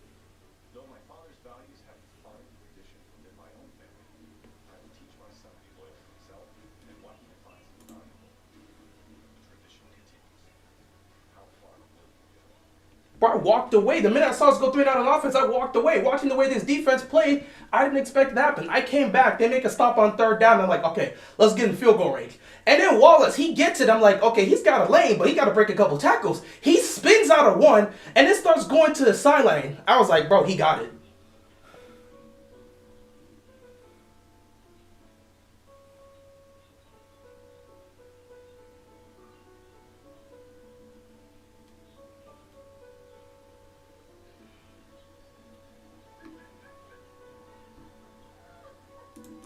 I was just a crazy. This got to be game of the week. I don't care when it was. It got to be game of the week.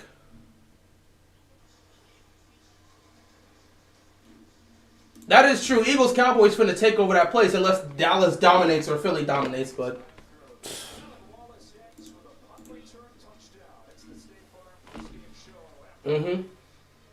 that's true.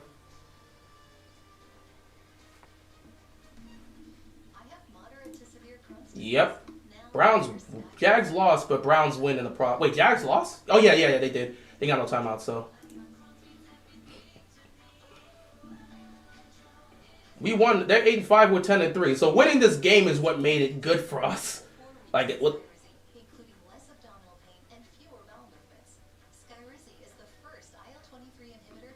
Yeah, they 8-5. They're 8-5.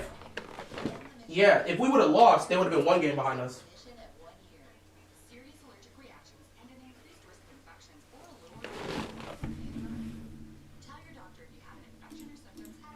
Yeah, the Bengals are.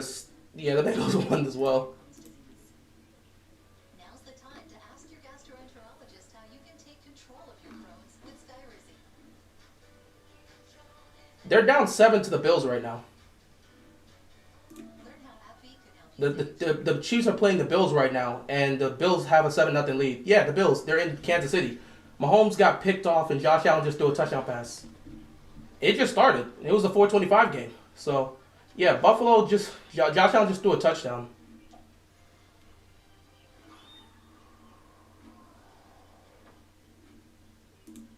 Giants aren't beating the Dolphins.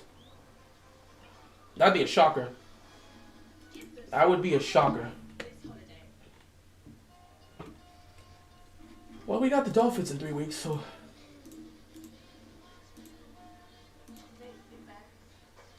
But you know the AFC North, when you go up against teams that are seen as lesser, we always have to fight with them. But then the teams that are always the top of the top, we somehow compete and go down to the wire with them either way. So it's gonna be nasty. But I'm not even the Miami game. That's a concern. But my real concern is San Francisco. That's my real concern because we gotta go to San Francisco. Ready? Ready. Let's do it.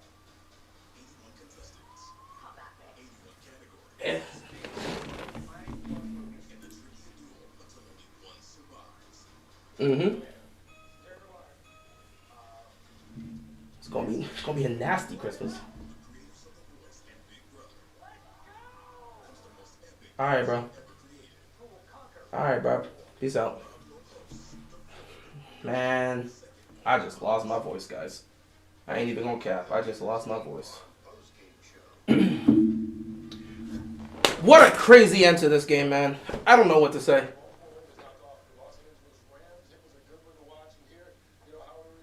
I'm going to have to go rewatch some of this, man.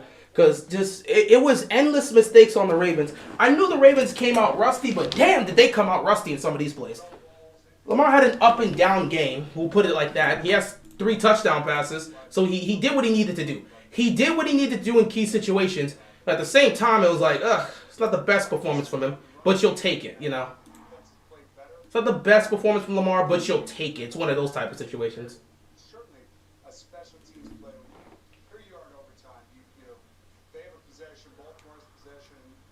they're turning over and bang, game's over. And you know, you go on the road and I mean, you've been to New This was a hell of a game. I'm gonna have to rest and recover my voice. I'll be watching the Chiefs Bills game while that's happening, but I'm gonna have to rest and recover my voice because we got Sunday Night Football, and I got another 3-hour stream to do when it comes to Sunday Night Football. So I have to rest and relax my voice. I'll be sure to probably try to make some recap within the week, but I'm gonna have to rest my voice just to prepare for that Sunday night game because I know Eagles and Cowboys is gonna get crazy. But guys, I appreciate you stopping by. I'm gonna look at some of these comments about some of the things you said. Because we all went. I lost complete control of what was happening here. Coaching, you got to get those plays out there. You got to know what you're doing. You cannot have mistakes. All right, it was crazy. Yeah, defense got the stop, and then Tylan Wallace wins the game for us. Then on the Rams, as a Chiefs fan, is absolutely laughing. Yeah, and the boss was just betting that so it can help them try to get the 1 seed. But now they got to focus on what they're doing. All right, told you Dude was washed. Imagine if Dude got that. He's coming off of a season-ending injury, dude. I don't think he's going to be even remotely close to being back to his normal self until at least another year. So we'll see. I mean, again, I don't know. But, you know, when you're coming off a season-ending injury, there's that level of burst that's not going to be there. You'll take the win, but again, the same issues I see with the Ravens are there. So you can't just hope all the time that you're going to get these type of crazy plays. Because at the end of the day, who knows? Maybe the offense gets the ball back. Lamar marches us down the field. We get into field goal range, kick a field goal with Tucker and win like we usually do. But you don't know that. I like how Odell was so confident about that coin toss. I mean, at the end of the day, you were just hoping Stafford wouldn't call it. And Stafford didn't call it. Yeah, but Tylan Wallace getting that touchdown is amazing, man. Lost my soul this game. Craziest game of the season so far for the Ravens. Yeah, just happy we got the win, but at the end of the day, my outlook on the team does not change. My thought process of the team does not change. There are still some glaring issues with the team that needs to be addressed. Like John Harbaugh challenging a touchdown that was already reviewed. Why did he challenge that? That happening. Marlon Humphrey consistently getting beat one-on-one in the fourth quarter. We saw that happen against him, against the Steelers. He got beat for a touchdown against George Pickens. And then back-to-back plays. He gets beat on back-to-back plays. First to Demarcus Robinson, and then another to Cooper Kupp. Like, the guy is just off balance. Then he has a chance to redeem himself and stop us from going into overtime. And he can't catch the interception, which is right in his hand. So I have concerns about that. The defense, they got work to do. I like how the defense played in the second half as opposed to how they played in the first half. First half, you gave up 20 points. Second half, you gave up 11. So you did better in the second half than you did in the first half. What's up with Millette? He just got beat today. There's nothing wrong with him. He just got beat today. He just got beat. He got beat. He's made plays. Like, he got beat. He just got beat today. The defense as a whole just got beat. Our secondary low-key was getting cooked. What happened was, once we lost Kyle Hamilton, the secondary really started to get beat. Because in the first half, the damage was done on the ground. The first half, they were running the ball. The first half, they were attacking the middle of the field. They were getting these quick throws across the middle that was taking it for big distances. They weren't attacking us over the top like that. All of a sudden, Kyle Hamilton goes down with his injury. He's not there for much of the second half. And all of a sudden, guys are just taking shots down the field against us in the fourth quarter. So there are still issues here. Offensively, it was once again not a clean game. Tyler Linderbaum has been great his entire career so far, except for that one moment where for some reason he snapped the ball. He wasn't on the same wavelength with Lamar. He snapped the ball, and it results in a safety. That was painful to see. The offensive line, considering how bad this offensive line has played over the last couple weeks, honestly, this offensive line was so-and-so today. I think they were decent. This offensive line could have been way worse, but then again, Lamar Jackson was literally extending the play, moving around the field, throwing and just extending plays and then taking off. So Lamar was making the offensive line look good, but considering the fact that we've seen them play worse than what they did today, I'll say they were serviceable. Then you look at Lamar himself, there were some throws he missed, mostly on the deep shots. There were some throws he made, dropped passes. It was a whole thing. I think the Ravens as a whole, they looked like they came out rusty. They looked like a team that's coming off of a bye week. They look rusty. They're playing rusty. They're not looking the best, but somehow they find a way to win the game. You take it.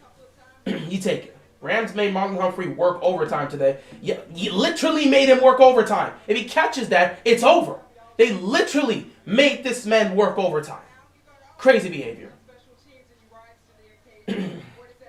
You'll take the win however you take it, but the Ravens still have issues that need to be addressed. Next week, you're going to Jacksonville. Are we going to Jacksonville, or is Jacksonville coming to us? Let me see this real quick. No. Well, yeah, I was right. Next week, we have a two-game road trip to make, and then the last 2 games of the season will be in Baltimore. So we're heading to Jacksonville next week, and then on Christmas, we're going to be in San Francisco. So yeah, nice, tough win to get here. Man, my voice is gone. I gotta go drink some tea or something because I gotta prepare for Sunday Night Football. But yeah, you take the win. You're heading to Jacksonville next week. You have a chance to pretty much put Jacksonville suffering back-to-back losses probably knocks them out of the number 1 seed, but they still have hold of the division because the Texans also lost. Same for the Colts. So nothing was really lost for the Jaguars because your other 2 combatants lost as well. But you have a chance to really knock them out of the 1 seed race. Then you sit back and you focus. Raven C, what's going on, my brother? Appreciate you stopping by. I lost my voice as well. When I can't even focus right now. When Tylan Wallace kept his feet, I lost it. Also, he did that spin move. I'm like, okay, he has a lane. He's probably going to try to get that to midfield. But then I see him, like, sneak past the defender, and then he's right here down the sideline. Nobody's on him, and I'm like, oh my God, he's got a chance. And then he starts stumbling, and I'm like, no, keep your feet. And then he kept his feet and went, and I was gone. So, shout out to Tylan Wallace. That was his first career touchdown, and boy, did it come at the most perfect time. He saved the Ravens here. Now, again, we don't know what Lamar in the offense would have did. Would have been similar to what we saw with the Colts game, where the offense just can't do anything in overtime? Or would have been a situation where we've usually seen it, where the Ravens get the ball back, only needing a field goal. Lamar takes him down the field, and we have Tucker save us for the 15 billionth time. Would it have been a Justin Tucker field goal to win the game? I don't know. Either way, Tylan Wallace was not going to take those chances. He saw an opportunity. He kept his feet. He made the play, and he ended the game. So, shout out to him. It's, man. I really need to end this stream so I can rest my voice because I have to do Sunday Night Football. But damn, let me switch over to CBS right now. Originally I was considering covering this game, but I didn't think I would lose my voice because I wasn't expecting this game to get chaotic like this. I considered doing this Bills-Chiefs game. I really did. But if I'm going to be able to survive till Sunday Night Football, I couldn't do it. Bro, defense needs to get back to form. They were terrible in the first half. In the second half, they performed better. But you already gave up 20 points because in the second half, they gave up 11 points. 11 points given up isn't the worst thing. They gave up 9 points. Because they gave up a touchdown, which was 6. They stopped the 2-point conversion, and they gave up a field goal. They gave up 9 points. The last 2 was on a safety. So this defense gave up 9 points in the second half. That sounds like the Ravens defense. But giving up 20 points in the first half was unacceptable by them. And they know it. They played a better second half than they did first half, but you know the defense has to be like that consistently throughout the entire game. They cannot be out here getting beat like this. And they know it. They know it for sure. So it was a tough loss. It was a tough loss. It was a tough first half for them, but they rallied back together and got it done. So I'll give them credit for what they were able to do. They rallied together and was able to get it done defensively. Again, I'm not even gonna lie. Humphrey, bro. Humphrey, dude. You got a lot of you right now. I'm not gonna lie, bro. People are looking at you sideways because of how you performed in that fourth quarter. People are looking at you sideways. And trust me, when a player that is supposed to be a star player, when you're a Pro Bowl player, and you're not playing up to your standard, they're going to start poking at things that may be the cause for it. And Brody, I'm not going to say it. I'm not going to blame it. I'm just going to say you got beat. You got beat. You had a bad day. That's what I'm going to say. But knowing the fans, bro, they're going to look at your podcast and say, are you really focused on the field? I know how these fans work. They're going to look at your podcast and say, are you really focused in these games? Are you too busy building up your podcast to really pay attention? Is the podcast taking too much of your time? That is exactly what people are gonna say. I know fans are like this. Me, I just think Humphrey just got beat today. It happens. The problem is Humphrey keeps getting beat in the worst moments. And that's something he's going to have to answer for. You got beat against George Pickens, and then you get beat here by DeMarcus Robinson and then Cooper Kupp. The Robinson one, I don't even know how you got beat on that one. You just tripped up on your own feet. Cooper Kupp was going to make that catch no matter what. So even if you were on him, Cooper Kupp is one of the best receivers in football when he's healthy. He's just going to make that type of catch because that's what he is. Yeah, I already spoke about Linderbaum snapping the ball into the end zone. First of all, boy wonder, man, I got to get off of this to prepare for Sunday Night Football. My voice is gone. First of all, you're not going to sit back and insult Linderbaum. Linderbaum is one of the best centers in football. He made one mistake. How often are we even talking about Linderbaum making mistakes? That's how good he's been. So you're not going to sit back and say he's trash just because he made one mistake. That's not how we're going to do these things.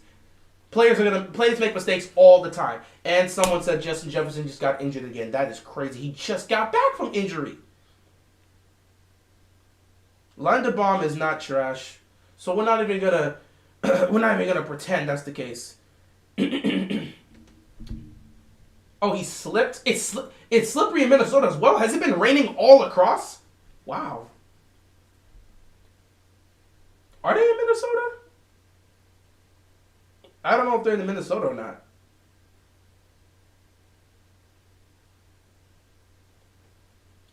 Oh, they're playing in Vegas. How is this? Was it raining in Vegas?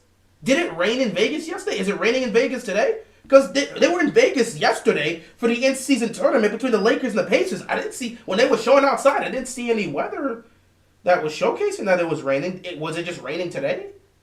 It's a dome? Is it a dome? I don't know if Vegas' place is a dome.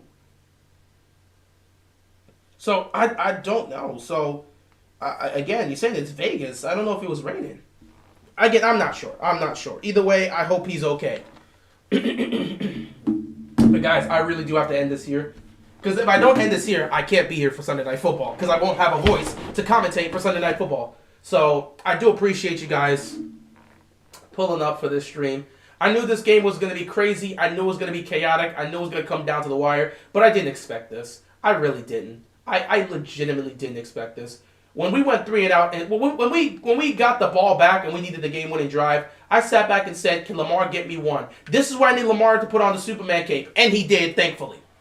Then I sat back and said, "All right, all the defense has to do is make a stop." And Humphrey said, "Nope, nope, and nope." And then we get into overtime. I'm like, "Lamar, give me one good drive." They go 3 and out, and I'm like, "Oh, this defense ain't about to make no type of stops." Wow, Josh Allen and the Bills offense, they're in Kansas City territory again. They're on the verge of potentially going up 2 scores. I got zoned in on this game. I will see you guys later tonight. Battle of the NFC East. Potentially competing for the number 1 seed in the NFC. We've got the Philadelphia Eagles sitting at 10-2, taking on the Dallas Cowboys sitting at 9-3. This will be in Jerry. Sorry, I was about to say it's gonna be in Jerry's world. It's going to be in Jerry's world. It's in Dallas. This is about to be one of the most anticipated games of the season. I am ready. Dallas has not lost a home game all season, and the Eagles have been finding ways to win games through and through. This is a heated rivalry. I'm ready for Sunday Night Football, and I'm going to be here, and I can't wait to see it go down. With that being said, guys, thank you so much for watching. Ravens got the dub. We'll talk about that later. I will see you guys tonight.